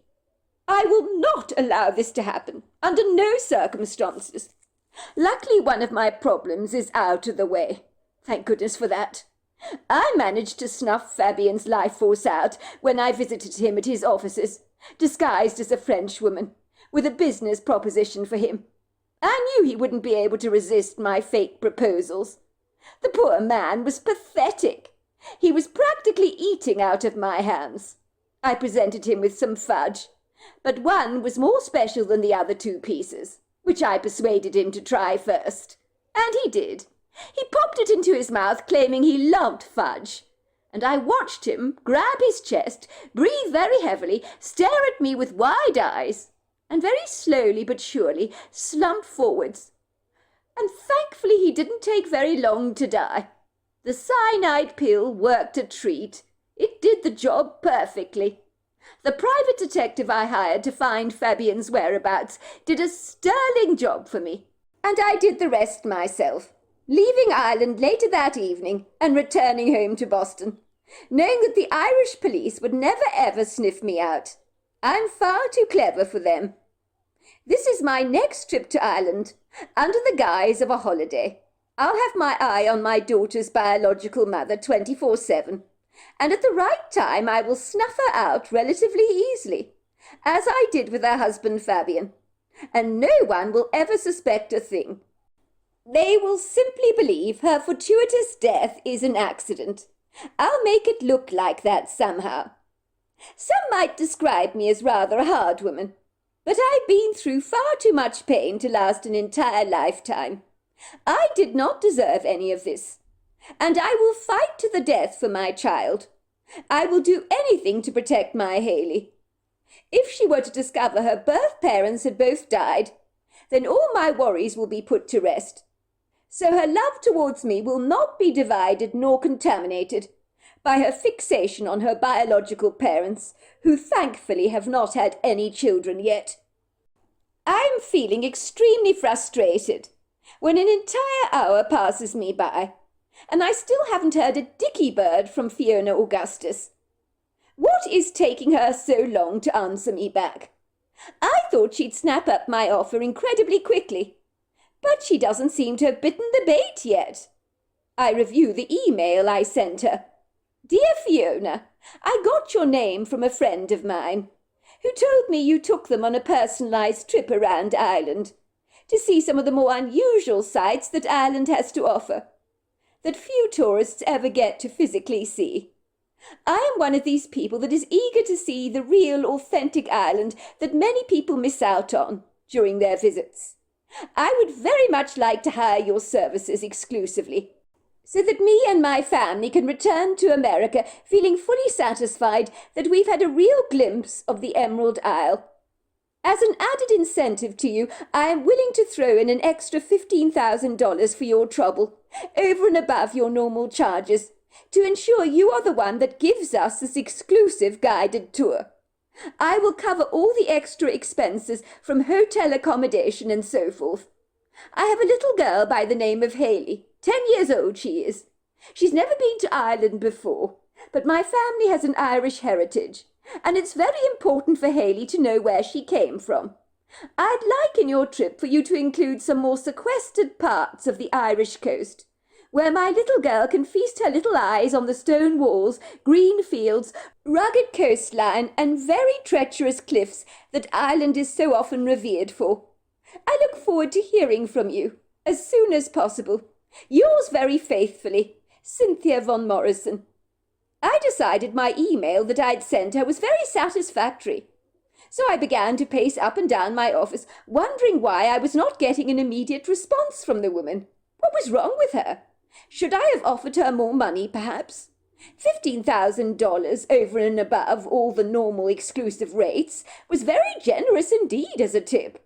She should be biting the bait, should she not? When I heard the ping of my computer 2 hours later, a big smile drew itself across my face. I knew at once it was Fiona Augustus, and that she had answered my email. So I read what she'd texted me, my heart pounding in my chest in eager expectation. I read the email, rubbing my hands with glee. Why did I doubt myself even for a second? Of course she had bitten the bait. Why wouldn't she? People are so very predictable as far as money is concerned. Dear Mrs. Von Morrison, thank you very much for your email. Just so you know, as a general rule, I only take about half a dozen select couples around Ireland myself every year. Not more than that. Most of my work is performed in the offices, planning holidays for folks coming to the Emerald Isle. Let's just say people much like yourself, willing to offer financial incentives in order to hire my services exclusively. I usually do not refuse. Your offer was very generous and tempting. I would consider it a privilege to escort your husband, you and your little girl around the more unusual sights of Ireland. I'm sure you will be pleased with the itinerary I will plan out for you. I have taken into account your desire to see some of the more sequestered parts of the Irish coast. I understand your desire to observe the rugged scenery. I grew up enjoying such spectacular scenery myself, so I understand your desire to be able to enjoy some of these stunning sights. I will send you the itinerary as soon as I possibly can. Please let me know if it meets with your approval. Yours faithfully, Fiona Augustus. I clapped my hands with enthusiastic delight. Things are going swimmingly for me. Couldn't be better, actually. Then my husband enters the room. I hadn't actually noticed him standing there. He gives me a rather curious smile beneath a raised brow. "You look very pleased with yourself," he says to me. His comment's more like a question, but he's obviously expecting me to answer. I'm very careful what I tell my husband. I don't want to reveal too much. I can't possibly give myself away, or he might just smell a rat. Well, I'm just happy. I've just got in touch with an agency where a woman called Fiona, who's going to be our tour guide and show us around Ireland, is going to take us around more unusual parts of the Irish coast. I'm very excited for our Hayley to be able to see some of her Irish roots. It's important we take her to Ireland, don't you think, now that she's getting a wee bit older? Well, I'm glad you're happy, love. I'm sure Hayley will thoroughly enjoy our trip to Ireland. It should be lots of fun. Of course it's going to be fun, Barry. That's the whole idea. Now I want you to promise me something. It's very important. Barry looks at me with a raised brow. Yes? What is this about? Well, it's just this very kind lady. Well, she's our tour guide. Her name is Fiona. She's going to be showing us around Ireland. You must not tell her that Hayley was born there, nor that we adopted her, or that we used to live in Ireland for over 3 years. She mustn't know any of these things. But why not? Why all the secrecy, love? Isn't it obvious, Barry? Do I really have to spell it out? This tour guide will be showing us all around Ireland, and if she knows we are well acquainted with the place, well, it can be very off-putting for a tour guide, can it not? I want her to think everything is brand new to us. We're seeing it for the very first time, so that she will give us a spectacular, unadulterated tour. If she knows we've seen lots of things before, our Hayley will miss out on so much. And I want our daughter to have a very good time and to see everything. I'll do exactly as you say, Barry agreed. I can understand why you want Hayley to see it all. And maybe she would miss out on stuff if our tour guide knew we'd lived in Ireland before. So your secret is safe with me. I threw my arms around my husband and told him he was an absolute gem. I knew my strategic plan was going to work better than I could have ever contemplated. Things were going very smoothly. And little did poor little Fiona Augustus know that she was living on borrowed time, as I had big plans to wipe her off the face of the earth for good, never to be seen or heard from again. And I know I will be accomplished in my goal, because I always am. I never fail at anything I do. I will knock that woman out of my daughter's life for good, like the queen on a chessboard. Checkmate, Fiona Augustus. I'm coming for you, girl. Fiona Augustus, I must say I didn't really warm to Mrs. Von Morrison when I met her for the first time. There was something so snooty about the toffee-nosed woman, as if she was looking down on me in a condescending manner, as if I was a lower form of pond life that should be extremely humbled to be in her superior company. I would observe her occasionally furtively watching me through her scornful hawk-like brown eyes, when she didn't know I was fully aware of her stares. She possesses what I can only describe as a self-entitled, smug, satisfied look on her face that I really don't like. I can't make sense of her at all. She insists that at all times we must keep things formal between us, and that I must always address her as Mrs. Von Morrison. She really does have so many airs and graces, along with an inflated opinion of herself. This surprises me. I really thought there was no class distinction in America, but I'm clearly mistaken about that. Mrs. Von Morrison definitely believes she's better than anybody else. I can see her husband Barry doesn't appreciate her airs and graces.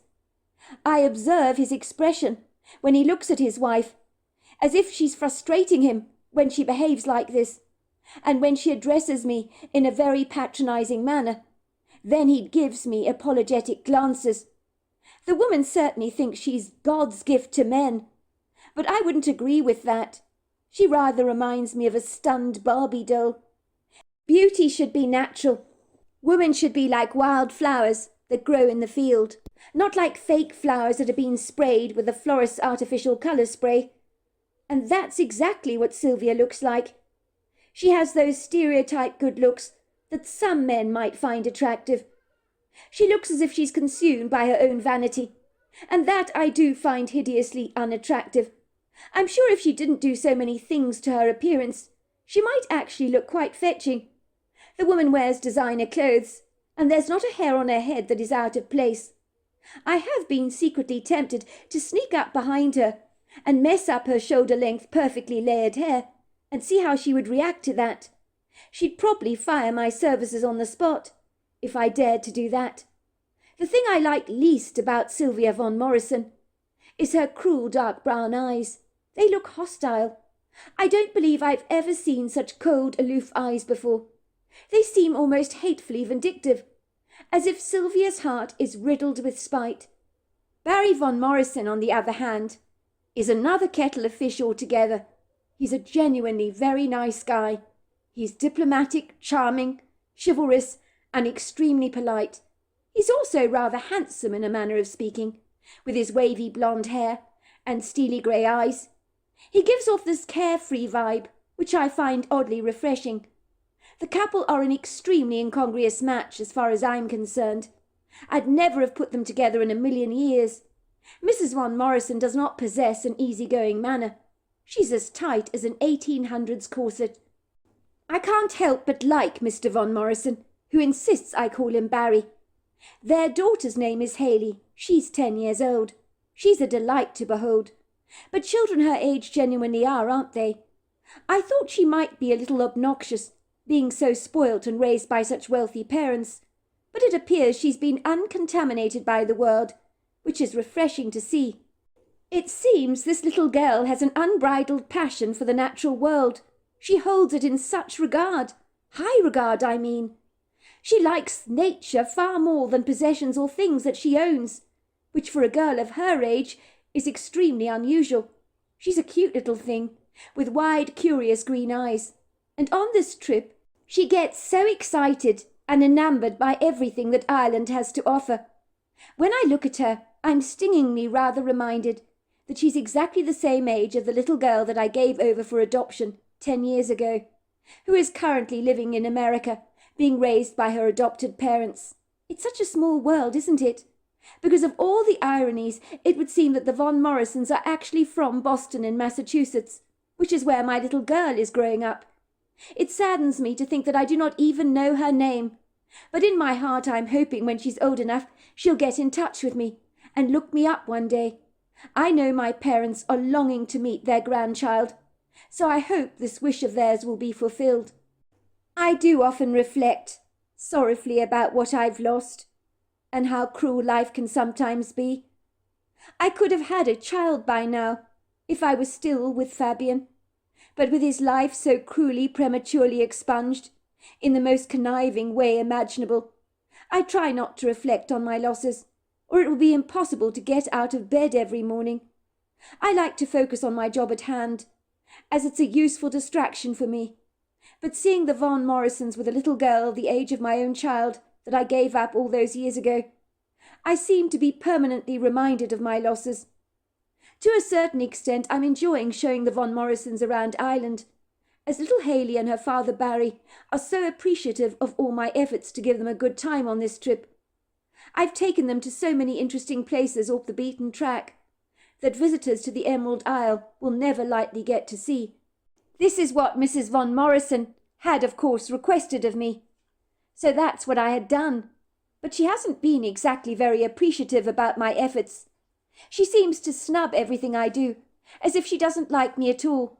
It's like she seems disappointed when I succeed in taking them somewhere special, almost as if she wants me to fail on this trip in delivering the best possible service, which I find is bizarre.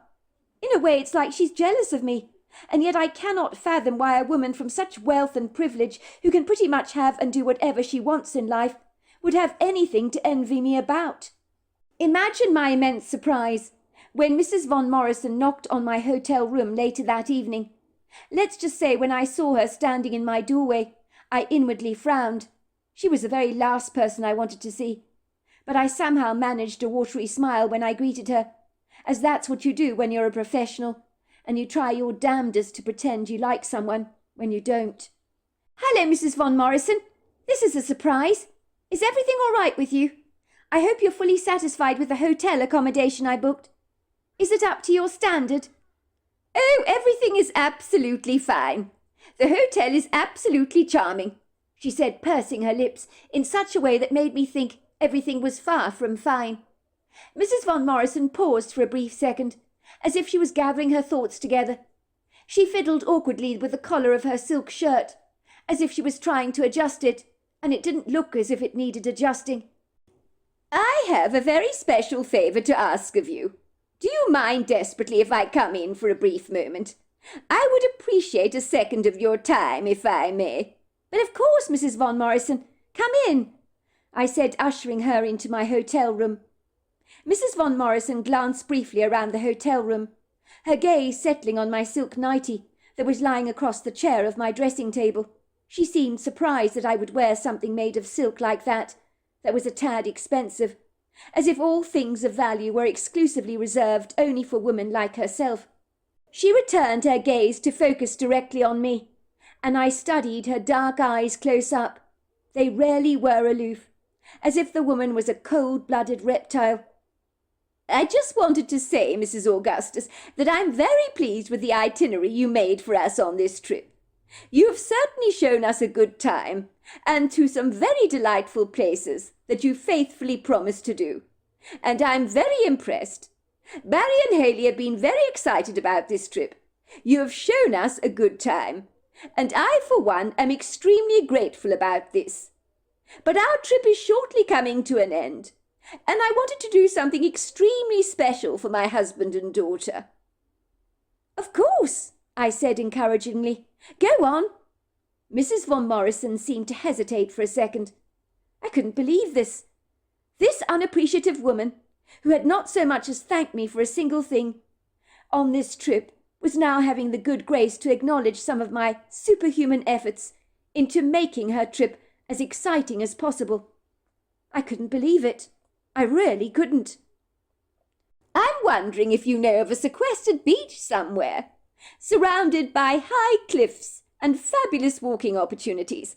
I'd like to be able to walk among those cliffs and observe the views from a vast height. I want to go to a place not frequented by many locals. It's just I'd very much like me and my husband and Haley to have a beach all to ourselves, where we can enjoy a celebratory picnic to mark the end of our holiday here in Ireland. I think it would be a lovely thing for us to do. Do you think you could arrange something like that for us? It would mean the world to me." "I know it's a hard ask, but with your ingenuity, I'm quite sure you will find us the perfect place. As I was saying, we need a beach to ourselves, surrounded by high cliffs, Plenty of caves, perhaps. We'd like to walk among those cliffs and observe the ocean from a high vantage point so we can appreciate those mesmerizing views. I do love places with cliffs and mountains, dramatic scenery. Well, it always inspires me. I considered Miss Von Morrison's unusual request, and for a moment I wasn't sure I could help her. Of course there were places like this in the Emerald Isle, but could I guarantee the family a picnic to themselves, without other people around? I couldn't be sure of that. Then a thought came to my mind, and I gave Miss Van Morrison a victorious, rather triumphant smile. "Well, I do actually know the perfect place," I told her. "Yes, I do. Only because this is a place I frequented as a child. It's not accessible to most people, but I can take us there. My parents live on a cottage on the estate that overlooks the cliffs and the ocean. The beach is very private and is surrounded with high cliffs, caves and exquisite views, which I know will inspire you. There are lots of walking trails through the cliffs. I grew up there as a girl, and never once did I ever tire of that scenery. It'll take a few hours to get there, but we'll get there by lunchtime, and that will give you time to enjoy a leisurely walk among the cliffs." "Mrs. Von Morrison, I can't stress this enough. You need to wear very sensible footwear if you want to attempt climbing any of those cliffs, because if you slipped and fell, well, you wouldn't survive such a treacherous fall. And there is no way that Haley could undertake such a challenge like that. I did when I was a girl, but she wouldn't have any experience in that. You need to be vigilant about what you wear. A lot of people in Ireland, I'm afraid, have lost their lives on those cliffs." "Oh, I'm well aware of that. We came prepared for every eventuality. We do have walking shoes with us." "Good, I'm glad to hear it. Your family will enjoy a lovely picnic on the beach. I'll make sure of that. When you've finished, you can come back to my parents' cottage. They are away at the moment, but I do have a spare key. The cottage overlooks the cliffs and the coast." "Oh, thank you very much, Mrs. Augustus. It sounds absolutely delightful. What a treat. It's going to be a lovely experience for the all of us. I want this to be a surprise for my husband and my daughter Haley. And what a spot of luck you happen to know the perfect place. I knew you would come through for us, Mrs. Augustus." "I'm sure they'll appreciate your efforts, Mrs. Von Morrison, to give them a picnic to remember. I'll make sure you have a fabulous spread to enjoy. Leave everything to me. I've got this." Mrs. Von Morrison nodded approvingly at me. I watched her leaving my hotel room, looking as pleased as Punch with herself. I think she must be quite the romantic, I thought, to be requesting a beach picnic like this, in a sequestered part of the Irish coast, surrounded by rugged cliffs and dramatic scenery that an artist would simply love to paint. I knew the Von Morrisons would have their minds blown when I took them to this glorious spot, where me and my brother Gabriel would frequent a lot when we were children. We'd go exploring the caves and playing hide-and-seek among the cliffs. It was at lunchtime when we arrived on the Sandersons' estate, on the castle grounds, and the dreamy stone castle where the Sandersons resided seemed to bedazzle and enthrall the American couple, who thought it was like something out of a fairy tale. "Does a princess live in the castle?" Haley asked me. "No, just a normal family," I told her. "Is the place haunted by any chance?" asked Mrs. Von Morrison. "You hear of castles always being haunted, don't you?" "Not to my knowledge," I said. We finally drove up to my parents' whitewashed cottage, where I parked the very expensive hire car, with its luxurious leather seats, that I was using to escort the Von Morrisons around Ireland in. Mrs. Von Morrison stared at my parents' whitewashed cottage with intrigue. "You mean you grew up in this charming cottage? It's so incredibly quaint. It's delightful." "I sure did," I said proudly. "Goodness gracious me. What an incredible place to grow up. The views are absolutely sensational. The main question I need to ask you, Mrs. Augustus, is are you going to show us how to get down to that beach? It's quite a drop from here." "But of course I am. You just need to follow me." I led the Von Morrisons down the steps embedded on one side of the cliff that had been placed there by the Sanderson family generations before, and was surrounded by guardrails to ensure you didn't lose your footing. Finally we reached the beach below. surrounded by the magnificent craggy cliffs on every side, and a blue ocean that was so magnificent it took your breath away. Barry von Morrison was insistent about carrying the picnic basket to the beach below, which was heavy, so it was a chivalrous thing for him to do. Once the picnic basket was dropped off and left on the beach, I took the von Morrisons and their little girl Haley on a light excursion. The whole family was sensibly dressed, I'm glad to say, wearing sun hats, dark glasses, shorts, and sensible walking shoes. Mrs. von Morrison looked more casual than I'd ever seen her look before. She seemed unusually happy, as if coming here to this remote beach was the best thing I could have done for her on this entire trip. Little Haley began to complain that she was getting tired, as there was a lot of uphill walking for the little girl to undertake. "I'm tired, Mummy. I don't want to walk any more. I want to go back to the beach. I want to build some sand castles and play in the water. I don't want to walk any more." "Oh dear, our daughter is tired, Barry. I tell you what, why don't you take her down to the beach for me? Give her some lemonade, will you? Help her to build some sand castles and play in the water.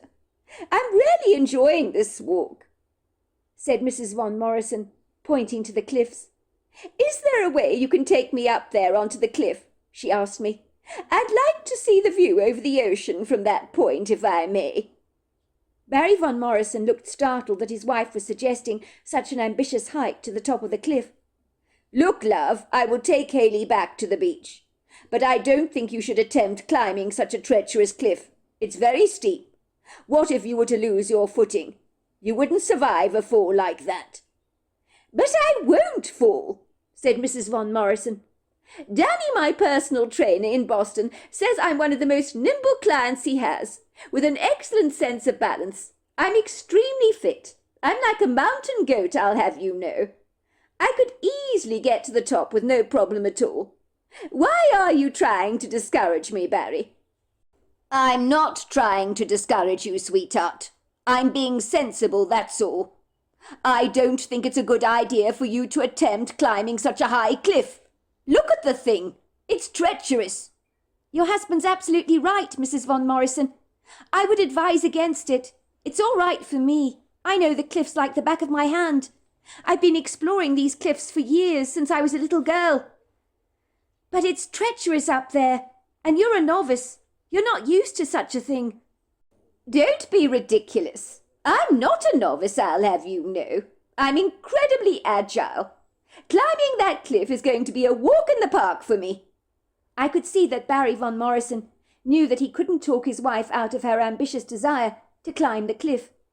It was clear I was expected to chaperone Mrs. von Morrison to the top, and it was just as well I was equipped to do so. If her personal trainer thought she was in the best possible shape, we'd see about that soon enough, I thought. I was certain Mrs. von Morrison would struggle as she made her way up to the top of the cliff, and there was a small part of me that would enjoy seeing her confronted with some difficulty, and finally admitting to me that she wanted to turn around and go back, which I was certain would happen. I watched Barry and his little girl venturing down the path that led to the beach below, while me and Mrs. von Morrison took the rugged, very rocky path up the steep incline with its sheer drop. I asked Mrs. von Morrison a second time if she was sure she wanted to tackle this challenge, but she was most insistent about it. In truth, I realized that Mrs. von Morrison's personal trainer, Danny, had not been buttering the woman up and telling his client exactly what she wanted to hear. The woman really was agile and nimble on her feet. She didn't get remotely breathless as we made our way up the steep incline, which was impressive. Gulls screamed above our heads as we ventured across the paths through the rocks and explored a couple of caves along the way. We'd often stopped to admire the view, and I could tell Mrs. von Morrison was mesmerized by it all. "I think I owe you an apology, Mrs. von Morrison. It seems you really are as agile as a mountain goat. I'm impressed. You're going to love the views when we reach the top." "Oh, this is absolutely spectacular." It was after a great deal of exhilarating exertion we finally reached the top of the cliff. We could see for miles and miles around us. It was absolutely breathtaking. Mrs. Von Morrison used her binoculars to scan the view. She then generously offered her binoculars over to me so that I could use them. I began to adjust the focus so that I could see more clearly. The next thing I knew, Mrs. Von Morrison was dragging me, trying to push me over the edge of the cliff. If I fell down that drop, it would be to my death. I realized suddenly that this woman wanted me dead. My feet went sliding down, and for a second I was sure I was going to fall. But against all odds I managed to adjust my footing and regain it. Mrs. Von Morrison came rushing towards me, with hands outstretched, ready to push me again, determined to do so. She cried out, "Die, bitch! Die!" This time I fought back with all my strength and might. I pushed Mrs. Von Morrison off me, and I watched her falling, and as I looked down the cliff, she crashed on the rocks, her body lying there in a crumpled heap. I knew she had died, but my emotions were completely numb. I also realized I could never talk about this unfortunate incident to anyone, or about how Mrs. Von Morrison had tried to kill me. I would have to claim it had been a dreadful accident. Mrs. Von Morrison had lost her footing, and I'm glad to say everybody believed this account, although Barry was devastated to lose his wife, and he blamed himself for allowing his wife to attempt something that was far too dangerous for her to undertake. I remember he said, "It's my bloody fault. I should have stopped my wife from undertaking this challenge. What was I thinking for allowing her to make that climb? It was a ridiculous idea." Fiona Augustus, 8 years after Mrs. Von Morrison's death. I was reading the handwritten letter that had arrived in the post that morning, with its American postmark, over and over again. Frankly, I was unable to believe what I was reading. Could this even be true? The letter appeared to be from Barry Von Morrison.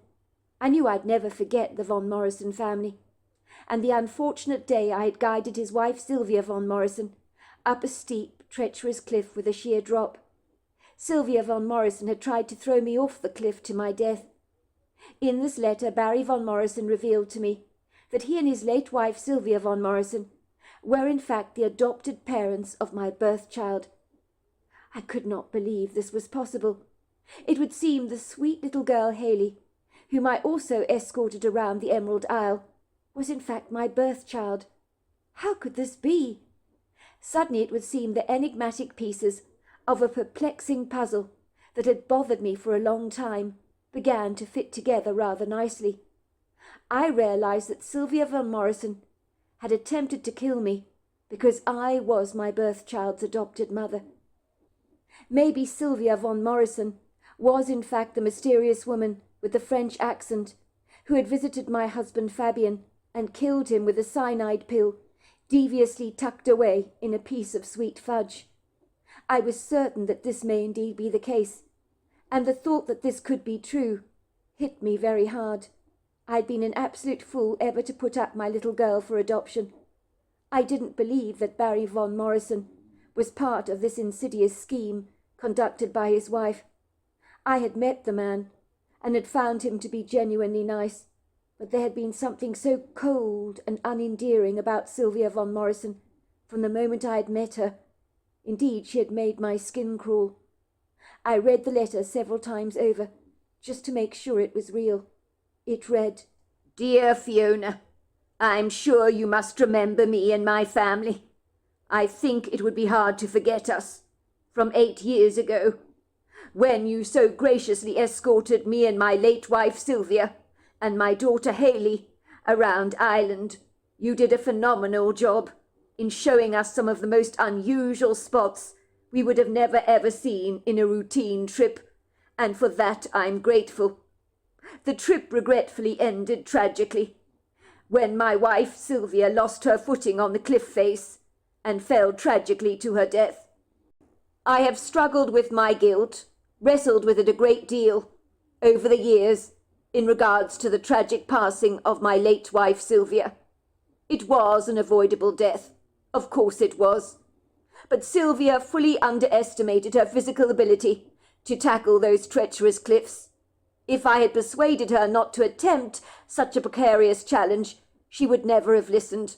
Sylvia was mulishly stubborn at the best of times, and she always got her own way. I'd never have been able to talk her out of this decision, so that in itself brings me a small measure of peace. I have thought of you a great deal over the years, and hoped that as a tour guide you did not blame yourself for what happened to Sylvia that day, as none of this was your fault. I sincerely hope you know that. At the end of the day, it was a tragic accident. I do recall you did your level best to persuade my wife not to attempt the arduous trek up the cliff in the first place. You knew the cliffs well from your childhood, but even your sound advice failed to persuade my wife to change her mind. My daughter Haley has recently expressed a very keen interest in finding the whereabouts of her birth mother. I began to do my research. Imagine my surprise when I realized that I knew my daughter's birth mother. To my astonishment, I realized my daughter's birth mother was the guide that showed us around the Emerald Isle. What were the chances of that? You probably have no idea that Haley, the little girl you took around Island, was your daughter. But needless to say, even though she was only 10 years old at the time, she remembers you very well, with fond memories, and was surprised and delighted to find out that you were in fact her biological mother, for she liked you very much. I think my late wife Sylvia must have known exactly who you were. I simply do not believe in coincidences like this, and I'm sure you don't either. Maybe she wanted Haley to meet her birth mother. My late wife sometimes had strange ideas about things. I would like to invite you to come and stay with us here in America. Haley would love to get to know you better. We currently live in the Georgian countryside, on a sizable plot of land, with spectacular scenery. It was a dream of mine to live in a rural setting like this, but my late wife Sylvia was a Boston girl through and through. She would have hated living in Georgia, but after her death there was no reason for us to remain in Boston. I have since married again, a lovely woman called Lara, who has been a fabulous stepmother to Haley. Lara believes it would be wonderful for Haley to get to know her biological mother. She would be delighted to welcome you to our home. I understand you have never remarried after your husband Fabian's tragic death. I admire your courage in that regard, not to get remarried. I am afraid I was not so brave. I've never been particularly good on my own. After Sylvia died, I became insufferably lonely. And 4 years after her death, I met Lara, and within 3 weeks of meeting her, we got married. I believe I've found my soulmate. If you say yes to my invite, I will cover all your expenses and organize your flight to America. You only have to say the word and you will make me and my family incredibly happy. I am hoping that this letter has not shocked you too much, for I am in shock to realize that I actually know the birth mother of my little girl. What a strange world this is. Yours very sincerely, Barry von Morrison. I stared at the letter incredulously, tears spilling unabashedly down my cheeks. My little girl was the von Morrison child, and I had met her all those years ago. I had warmed to her at once, marvelling that she had not become spoilt and self-entitled, swaddled by so much wealth. Haley's mother had tried to throw me off the cliff, and now the dots were beginning to connect, and I didn't like what I was seeing. Had Haley's mother, Sylvia von Morrison, tried to kill me so that my daughter Haley could never reconnect with me later on in life? I'd always thought that Sylvia von Morrison had been jealous of me, and it turns out I wasn't wrong about that. She absolutely abhorred the fact that I was her daughter's biological mother. I couldn't help but wonder if she had had anything to do with Fabian's fortuitous passing. The mysterious woman who had visited Fabian's offices that day, the day that he died, was described as having blue eyes. I knew that Sylvia von Morrison had had brown eyes, but she could easily have been wearing contact lenses to make her brown eyes appear blue. The more I thought about this, the more certain I was that Sylvia had wanted to take me and Fabian out, and the thought made my bowels want to curdle. But Sylvia was dead now.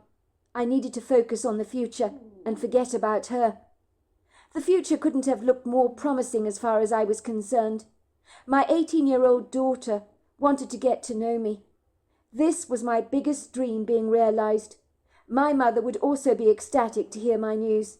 It would mean she might finally get to meet her granddaughter. How I wished with all my heart that Fabian could be here to meet his daughter Hayley. He'd have been so excited about reconnecting with his girl after all these years. That was if he was still alive. There was not a day that didn't go by that I didn't miss him dreadfully, and the hurt was so painfully bad. I'd never been able to remarry again, although I had enjoyed a few fleeting relationships with men, but they had not amounted to much, as no one, in my opinion, could measure up to Fabian. My trip to Georgia, Atlanta, went by better than I could have ever envisaged. It far exceeded my wildest hopes and expectations. I had never been to America before. I was welcomed warmly by the von Morrison family. To my surprise, Lara von Morrison was extremely different to her predecessor. She was nothing like Sylvia von Morrison. Everything about her was extremely natural. She didn't even bother to dye her grey hair a dark colour, nor did she wear a stitch of makeup. Yet she was attractive, with bright sparkling blue eyes, and a gentleness to her nature that made her immediately likeable and extremely endearing. You knew with her that what you were seeing is what you got. She was like an open book, unlike Sylvia von Morrison, who seemed to keep her emotions under a tight lock and key. I doubted that even Sylvia's husband Barry had known what she was really about. Lara was a well-upholstered woman who wore casual, very comfortable clothes, far from designer, jeans and T-shirts, that kind of thing. I wondered if Barry von Morrison had gone out of his way to marry a woman that was the antithesis of his late wife Sylvia. Perhaps his relationship with Sylvia had not been a bed of roses after all. As for my daughter Hayley, our reunion was a very emotional one. Tears of happiness were shed between us, and even Lara, who was Hayley's stepmother, also cried a great deal, saying over and over again how wonderful it was to finally meet me, and that I must never forget that I was part of their family. What Hayley said to me on meeting me touched me to the quick. When my father told me that our tour guide, who took us around the Emerald Isle, had been my mother all along, I could hardly believe it. I was in shock. Her eyes shone so brightly when she told me this. I knew she meant every word of it. I was so happy. If anyone I'd met in my entire life could have been my mother, I'd have wanted it to be you. For some reason, even when we returned home from our Irish trip, I'd think about that very nice lady, the tour guide that we had, that took us around Ireland. When I realized you were my birth mother, I told my dad that you had to come and stay with us at once. You weren't just a tour guide. You were a friend. You weren't even a stranger to us. I wasn't even nervous about meeting you, because I knew you already, which was so very cool. Even though the von Morrisons were exceedingly wealthy, it was not something they flaunted. It was clear to see that Hayley was a polished young lady these days. She was not remotely pretentious or self-entitled like her mother had been. Indeed, she preferred the natural world and its prepossessing beauty over anything material, and that was plainly obvious. I learnt she volunteered at a local animal shelter to help home abandoned cats and dogs, so she had a big heart on her, and was a great deal like her late father Fabian, who had also adored animals. The von Morrison family lived in a spectacular whitewashed Georgian house in the idyllic countryside, surrounded by sprawling groves of tall, lofty trees. When I looked at Hayley, a lump appeared in my throat. I knew a part of Fabian had never ever died, and was living in Hayley. Indeed, she was the splitting image of her late father.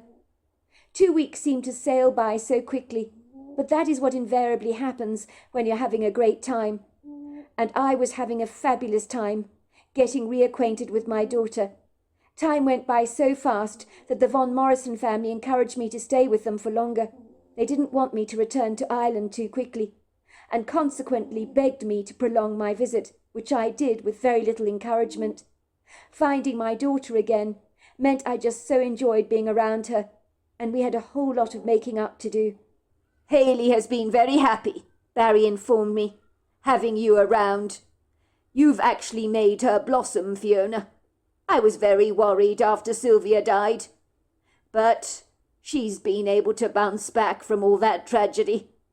Luckily, Lara has been great, but nothing beats a biological parent, so I'm very glad you've come into our lives.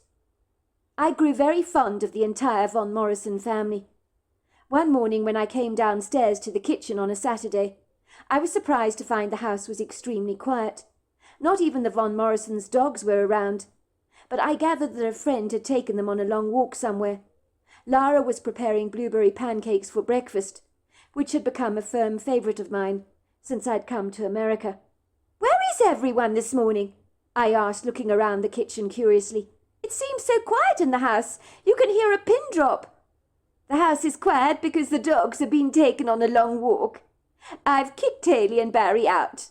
I wanted us to have some alone time together." "Oh, any reason?" I asked. "Well, I told Barry and Haley that I was going to tell you how I loved having you around, how we would like to persuade you to move in with us and come and live here permanently in America. Barry thinks it would be easy for you to get a green card, as your daughter is an American citizen. Haley really wants you to move here. You can see she loves the bones of you. And now she's found you, she just does not want to let you go. I think she'll be absolutely devastated if you were to go back to Ireland. The two of you have just clicked. You have an amazing bond and a great friendship. And I've not seen Haley this happy in a long time. And if that's not enough to persuade you to stay indefinitely, I love you, Barry loves you, and so do the dogs." "I feel exactly the same way," I said. "The truth is, while I'd like to persuade you to move to America, if we can get you a green card, that is not my ultimate purpose for getting this private time with you on your own." "It's not?" I asked, looking at Lara in surprise, while her kind blue eyes fixed on me. "Goodness gracious, those pancakes smell jolly good," I said, glancing hungrily at the fluffy pancake that Lara had placed onto a plate with a spatula, and she handed it to me, draped with a plethora of Canadian maple syrup and a big scoop of vanilla ice cream. I had only ever had ice cream for breakfast since I had come to America, and what's there not to like about that? "Well, I hoped you would say that. I made the pancakes especially for you. Now, please tuck in. I can see you're hungry." "I sure am." Lara sat down next to me on the kitchen island, nursing a cup of warm coffee in her hands.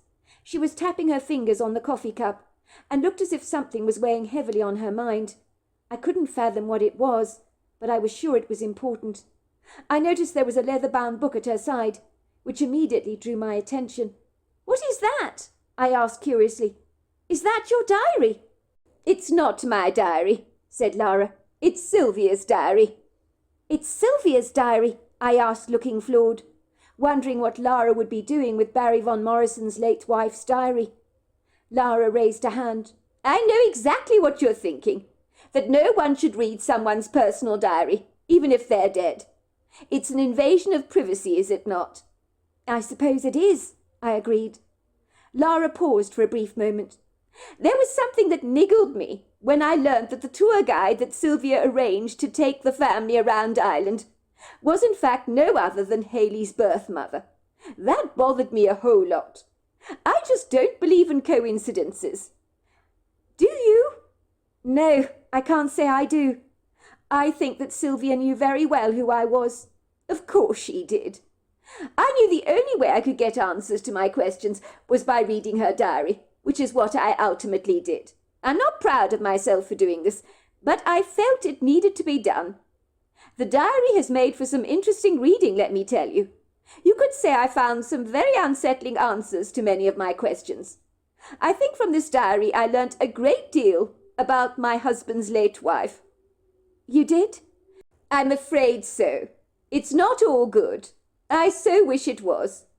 I don't believe in speaking ill of the dead, but I do think that Sylvia had a narcissistic personality." "Well, I can't say that would surprise me," I admitted. "When I met her, I found her to be very cold-hearted and aloof.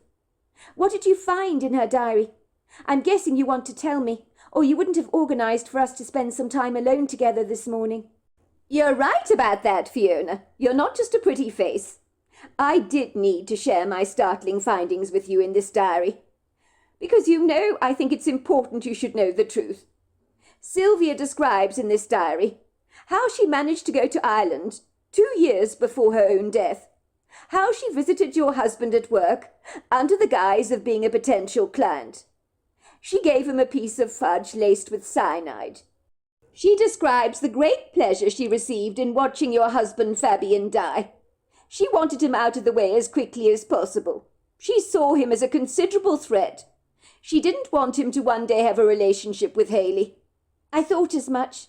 I kind of put the dots together, but I couldn't prove anything, could I?" "You mean you knew, Fiona? You knew that Sylvia was responsible for your husband's death?" asked Lara, looking surprised. "You actually knew it?" "Well, when I received your husband's letter, I knew it couldn't be a coincidence that we had met before and that Sylvia had arranged the trip to Ireland. I'm going to tell you something, Lara, that's not going to be easy for you to hear. I haven't told anyone this." "What is it you want to tell me?" asked Lara. "I was the one that pushed Sylvia off the cliff to her death, on the day that she lost her life." "You did?" asked Lara, her face paling. "Well, I decided it was best to make out it was an accident. For all concerned, that is. In my opinion, it was the kindest thing for me to do. Sylvia imposed no threat to me once she was dead. I didn't want Barry or Haley to suffer any more than they were already suffering from Sylvia's fortuitous passing. I didn't want them to know that she had tried to push me over the cliff and had been screaming out for me to die. We had a little scuffle together. I luckily gained the upper hand. She was the one that lost her footing and then fell over the cliff, so in a way it really was an accident. I was lucky, because the first time she pushed me, I managed to regain my footing. I'd been navigating those cliffs for years as a girl, so that gave me a distinct advantage. But definitely Sylvia did try to kill me. That I do know for sure. At the time I couldn't think why. I just thought the woman hated me for some reason." "Goodness gracious me! Well, I'm not surprised. The diary describes her intention to drown you in a boating accident, or to push you over a cliff, and it seems that she chose to do the latter, but failed to succeed in her endeavours." I nodded. "I never knew why, of course. It was a question that troubled me for so many years. Why would a perfect stranger want me dead like this? But now the answers are very clear, aren't they?" Lara nodded. "That woman was appalling. She wanted to make your death look like a tragic accident. And you know what? She'd have got away with it. Her type always do. That's a very scary thought. I just knew you needed to know the truth. But word of advice to you, if I may, Fiona. I wouldn't mention any of this to Barry or Haley if I were you. I think knowing what Sylvia was really like would hurt them desperately. I don't think Barry needs to know what his late wife was really like. Nor do I want Haley to realise what a monster she was. Sometimes I do think that ignorance can be bliss. It can be kind because it protects you from being hurt. I would hate to see what this would do to Haley's emotional state. She's still only very young, 18 years old. If she knew any of this about her mother, I'm not sure what it would actually do to her." "I completely agree with you 100%. Neither Haley or Barry need to know about this. I can imagine how devastated they must have been over Sylvia's death. They don't need to know about her insidious plans against me and my husband." Lara nodded approvingly. "I had a feeling you would say this," she said, handing me Sylvia's diary to read. "I think you should read it, dear. I know you probably don't want to, but I think it will help you understand Sylvia's way of thinking. It might make what she did easier for you to comprehend." It was after I had read Sylvia's diary. My stomach was lurching. I felt nauseously sick when I realised how much Sylvia von Morrison had hated me with a passion. And, of course, my husband. How cunningly she had deviously decided to take us out. She saw us as a threat to her family's long-term happiness. I think after losing so many babies to a miscarriage, followed by a surrogate pregnancy that went badly awry, she didn't want me and my husband to come crawling out of the woodwork like a couple of ravenous termites years later only to steal Haley away from her life. She wanted to ensure that never ever happened, and the only way to guarantee success in this regard was to exterminate us, almost as if we were a couple of cockroaches that needed to be dealt with. I knew Lara was absolutely right. She was a kind, generous woman, who was only looking out for her husband and stepdaughter. There was absolutely no point in dragging Sylvia's name through the mud. The family had suffered enough after she had tragically died. They had gone through an unenviable grieving process after her death, which I wouldn't wish on anyone. I didn't want Haley's memories of her adopted mother to be tarnished. Like any biological mother, I wanted the best for my daughter, and I wanted to protect her from any unnecessary hurt. I did blame myself, of course, for putting her up for adoption, for if I hadn't done so, none of this would have happened. I wish that I had listened to Fabian's sagacious advice, and I also wish I'd asked my mother for help. I was very happy that Haley completely understood why I'd actually put her up for adoption. She was a wise young lady. I get it. You were at university at the time when you fell pregnant. You didn't have much money, so you couldn't look after a baby properly without relying on others for help. It must have been overwhelming for you. I'm so glad, though, you didn't abort the pregnancy, or I wouldn't be here now, and that's a horrible thought. Oh, you would be here, I insisted. There is no possible way I would have ever terminated my pregnancy. Never. I'd have given birth to you no matter what. I think Haley had been extremely glad to hear that from me. It reassured her that she was meant to be here. It was later that morning, after reading the explosive revelations from Sylvia's diary that had left me shaking like a leaf, that I told Lara I needed some time to myself, that I would be taking the ATV for a ride in the woodgrove. I'd always been the kind of person to take some light exercise when dealing with a stressful situation, for it helped to ease my angst and always give me a sense of perspective. I think that's a jolly good idea, Lara said to me. She looked at me sympathetically. I know what I've shown you is a shock, but I really thought you deserved to know the truth. I hope I did the right thing showing you her diary. Oh, you did. You absolutely did. Everything is so clear to me now. I think going out into the grove on the ATV for a ride is such a good idea, she encouraged. The fresh air will do you the world of good. Besides, it's such a lovely day. I was exceedingly grateful to Lara for taking me into her trust and showing me the secrets in Sylvia's diary, which we both agreed to burn up so that Haley and her father would never set eyes on it. I can promise you not knowing what happened to someone you love is one of the hardest things to ever endure, for it offers you no closure. I think Lara fully appreciated this, which is why she chose to show me Sylvia's diary. We knew the two of us would share a secret together, that we would sit on all our lives, rather like a couple of birds warming their eggs. I don't believe Sylvia was ultimately all evil. She was a mother who was determined to extinguish what she perceived to be a threat to her child.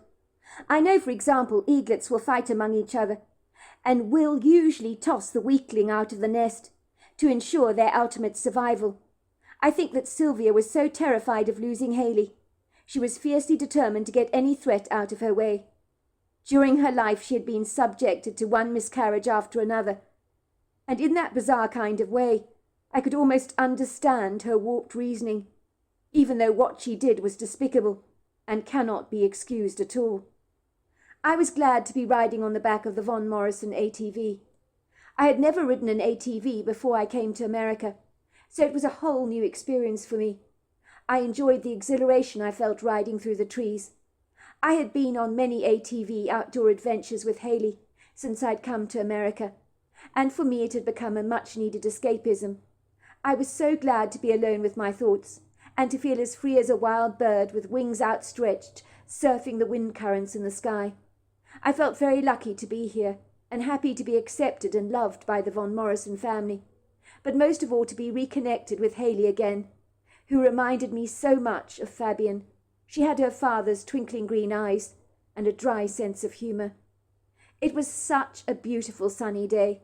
The weather was about as close to perfect as you can possibly get. The sky was a cup of powder blue. The sun unabashedly lit up the earth with a soft light that wasn't obtrusive or glaring. It was like a magical spring day, even though it happened to be the middle of summer. A soft breeze was blowing against my skin with gentle kisses.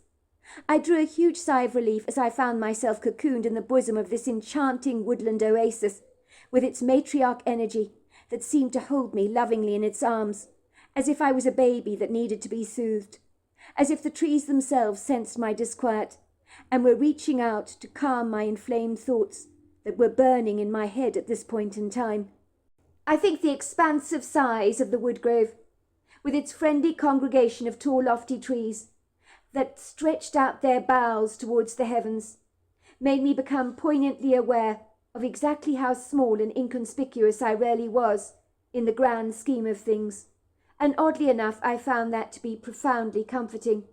I guess it gave me a greater sense of perspective. It made me realize that my issues and hurts, that I had bottled up inside me over so many years, were not all that significant. I knew I was not alone in the world in my grief or in my loss. There were so many people just like myself, hurting. People in life have all suffered knocks and shocks in one way or another. But all the trees in the grove have done so too. They've stood up during the storms that have hit them. They've overcome their own adversities, and I needed to do the same by example.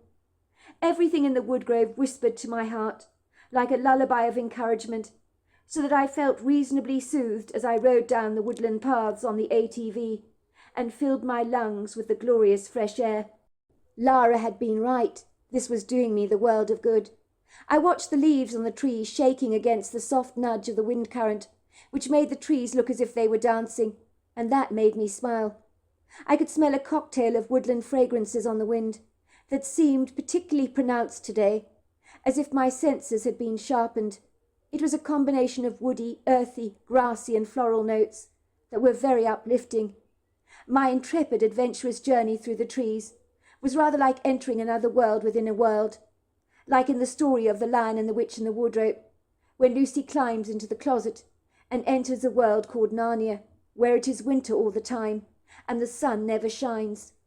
In a strange way I felt rather like that. There was something so magical about the woodgrove today. It felt very different to the other times I'd been there, but I couldn't put a finger on what it was. All I could say was that everything felt extremely alive, as if I could even hear the thoughts of the trees, a feeling I have never experienced before or since. My ride on the ATV through the trees and the rises and dips down the paths of the undulating forest floor got more precarious as I ascended a hilly incline with a very steep drop. I jolted uncomfortably on my seat. I could hear two people talking. The voices were female, and the chatter was like nothing I'd ever heard before. They were speaking excitedly in a strange language, as if they'd had great news. Kilati kalapota akila kinata, o botaki olokotulo napika, akilatana, o kolopoto, ankita, ankila, hasakala tua, hipoko. In that moment, I really did feel like Lucy in The Lion and the Witch and the Wardrobe, when she entered the wardrobe and entered a magical world. Because it really was like I'd slipped into a parallel universe of some kind. It was as I got to the top of this hilly incline, I lost all focus on what I was doing, because ahead of me on the path were two gargantuan hair-covered humanoid figures that definitely were not bears. Were they abominable snowmen, I wondered? I had read about the abominable snowman in children's books as a child. I realized these creatures, similar in description, were talking together in a human language that I'd never heard before. They seemed so caught up in their earnest conversation that I don't believe for a second they even noticed me. They seemed incredibly excited. What on earth were they, I wondered? They were so large, standing up on tree trunk legs at over 9 foot tall, with powerful sturdy backs, overlong arms, and very distinctive pyramid-shaped heads. When they walked together side by side, they almost looked as if they were floating on air, because they were so incredibly graceful. In that moment, my focus was completely misdirected, very disorientated, as I was staring at the back view of these very strange creatures. I was so caught off guard by this idiosyncratic encounter that my heart was galloping wildly in my chest, with a feeling of euphoria mingled with fear. It was almost as if I was on an emotional roller coaster and couldn't decide exactly how to react to what I was seeing. Should I be afraid, or should I embrace my curiosity? I was trying to stop the ATV, but instead it spun forwards, probably because I was pressing down on the accelerator instead of the brake. I'm not sure exactly what happened, but somehow I managed to lose control of the ATV. It rolled forwards, spinning down the hilly incline, embedded with jagged rocks and burgeoning roots. I was discharged from the ATV, as if it was spitting me out with disgust, rather like a horse throwing its rider off its back. The next thing I knew, I found myself lying under the ground, pinned under the ATV. How had this even happened? How had I managed to lose control of the vehicle? And more to the point, how was I going to get out from its heavy hold on my body? A dreadful pain began shooting up my legs, and I could feel tears gathering in my eyes, like the condensation on your bathroom mirror after a steamy bath. What on earth was I going to do? How was I going to get out from under the ATV? When would Lara come looking for me? In that moment I had forgotten about the big creatures that had caused my distraction. I was so caught up in the grip of my pain, and wondering if I'd broken anything. The voices I had previously heard that had grabbed my attention had become mute. Everything had become quiet, so quiet you could have probably heard a pin drop. But what I did hear was the booming sound of my own heart. From that point on, everything became so incredibly surreal, as what happened next felt like it had been plucked out of a dream. 2 pairs of thunderous feet came hurriedly scrambling towards me. The next thing I knew was a very big hand lifted the ATV off me, and I found myself looking up into 2 pairs of concerned treacle-coloured eyes. I was so shocked to be staring into the eyes of 2 human-looking hair-covered creatures that were gargantuan in size. But all my fear immediately evaporated, because in their eyes I saw only kindness and concern, not the malice that I'd seen in Sylvia's eyes when my life had been threatened. I remember thinking to myself, is this actually happening? Are these 2 creatures actually real? Or is this a dream from which I will wake up in any second? I think the nagging pain in my body made me realize all too clearly that this was no dream at all. I don't think my imagination could conjure up such a dreadful pain. All of a sudden one of the creatures spoke directly to me, and for reasons I cannot comprehend, I understood every single word she spoke, almost as if she was speaking to me directly in English. There was humour in her eyes. Kitaka kwasa, kolotani, ikolopati. You're not dreaming. I'm real. You can touch me if you like. She reached out her overlong arm towards me, and I did touch it. You are real, I said. Kilata, akutolo. The 2 creatures were amused by my astonishment. Of course I'm real. Are you all right? Are you hurt? I pointed to my leg, and one of the creatures instinctively began to massage it with her big hand and her sausage-sized fingers. She got the circulation going in my leg and managed to ease away some of the pain. The 2 creatures eventually helped me back to my feet, and they guided me back to my ATV. And then one of the creatures said to me, Kitakasana kulopotosha. I can see you're not just hurting from your fall. Your mind is full of so much turmoil. You need to let it go, or it'll eat you alive. You have a lot of hurt in your heart. It needs clearing away. You must know everything will be fine. It always is, just like the cycles of nature. Don't look at what you can't change, but look to the future and the hope it is offering you. Don't reject it because of your grief. This is a time for healing, restoration and regeneration. Look at the trees after the winter. They are naked and bare, are they not? It would seem they have no hope, but when the spring arrives, they burst with new life, they blossom and bloom, and they begin the cycle all over again. You must do the same.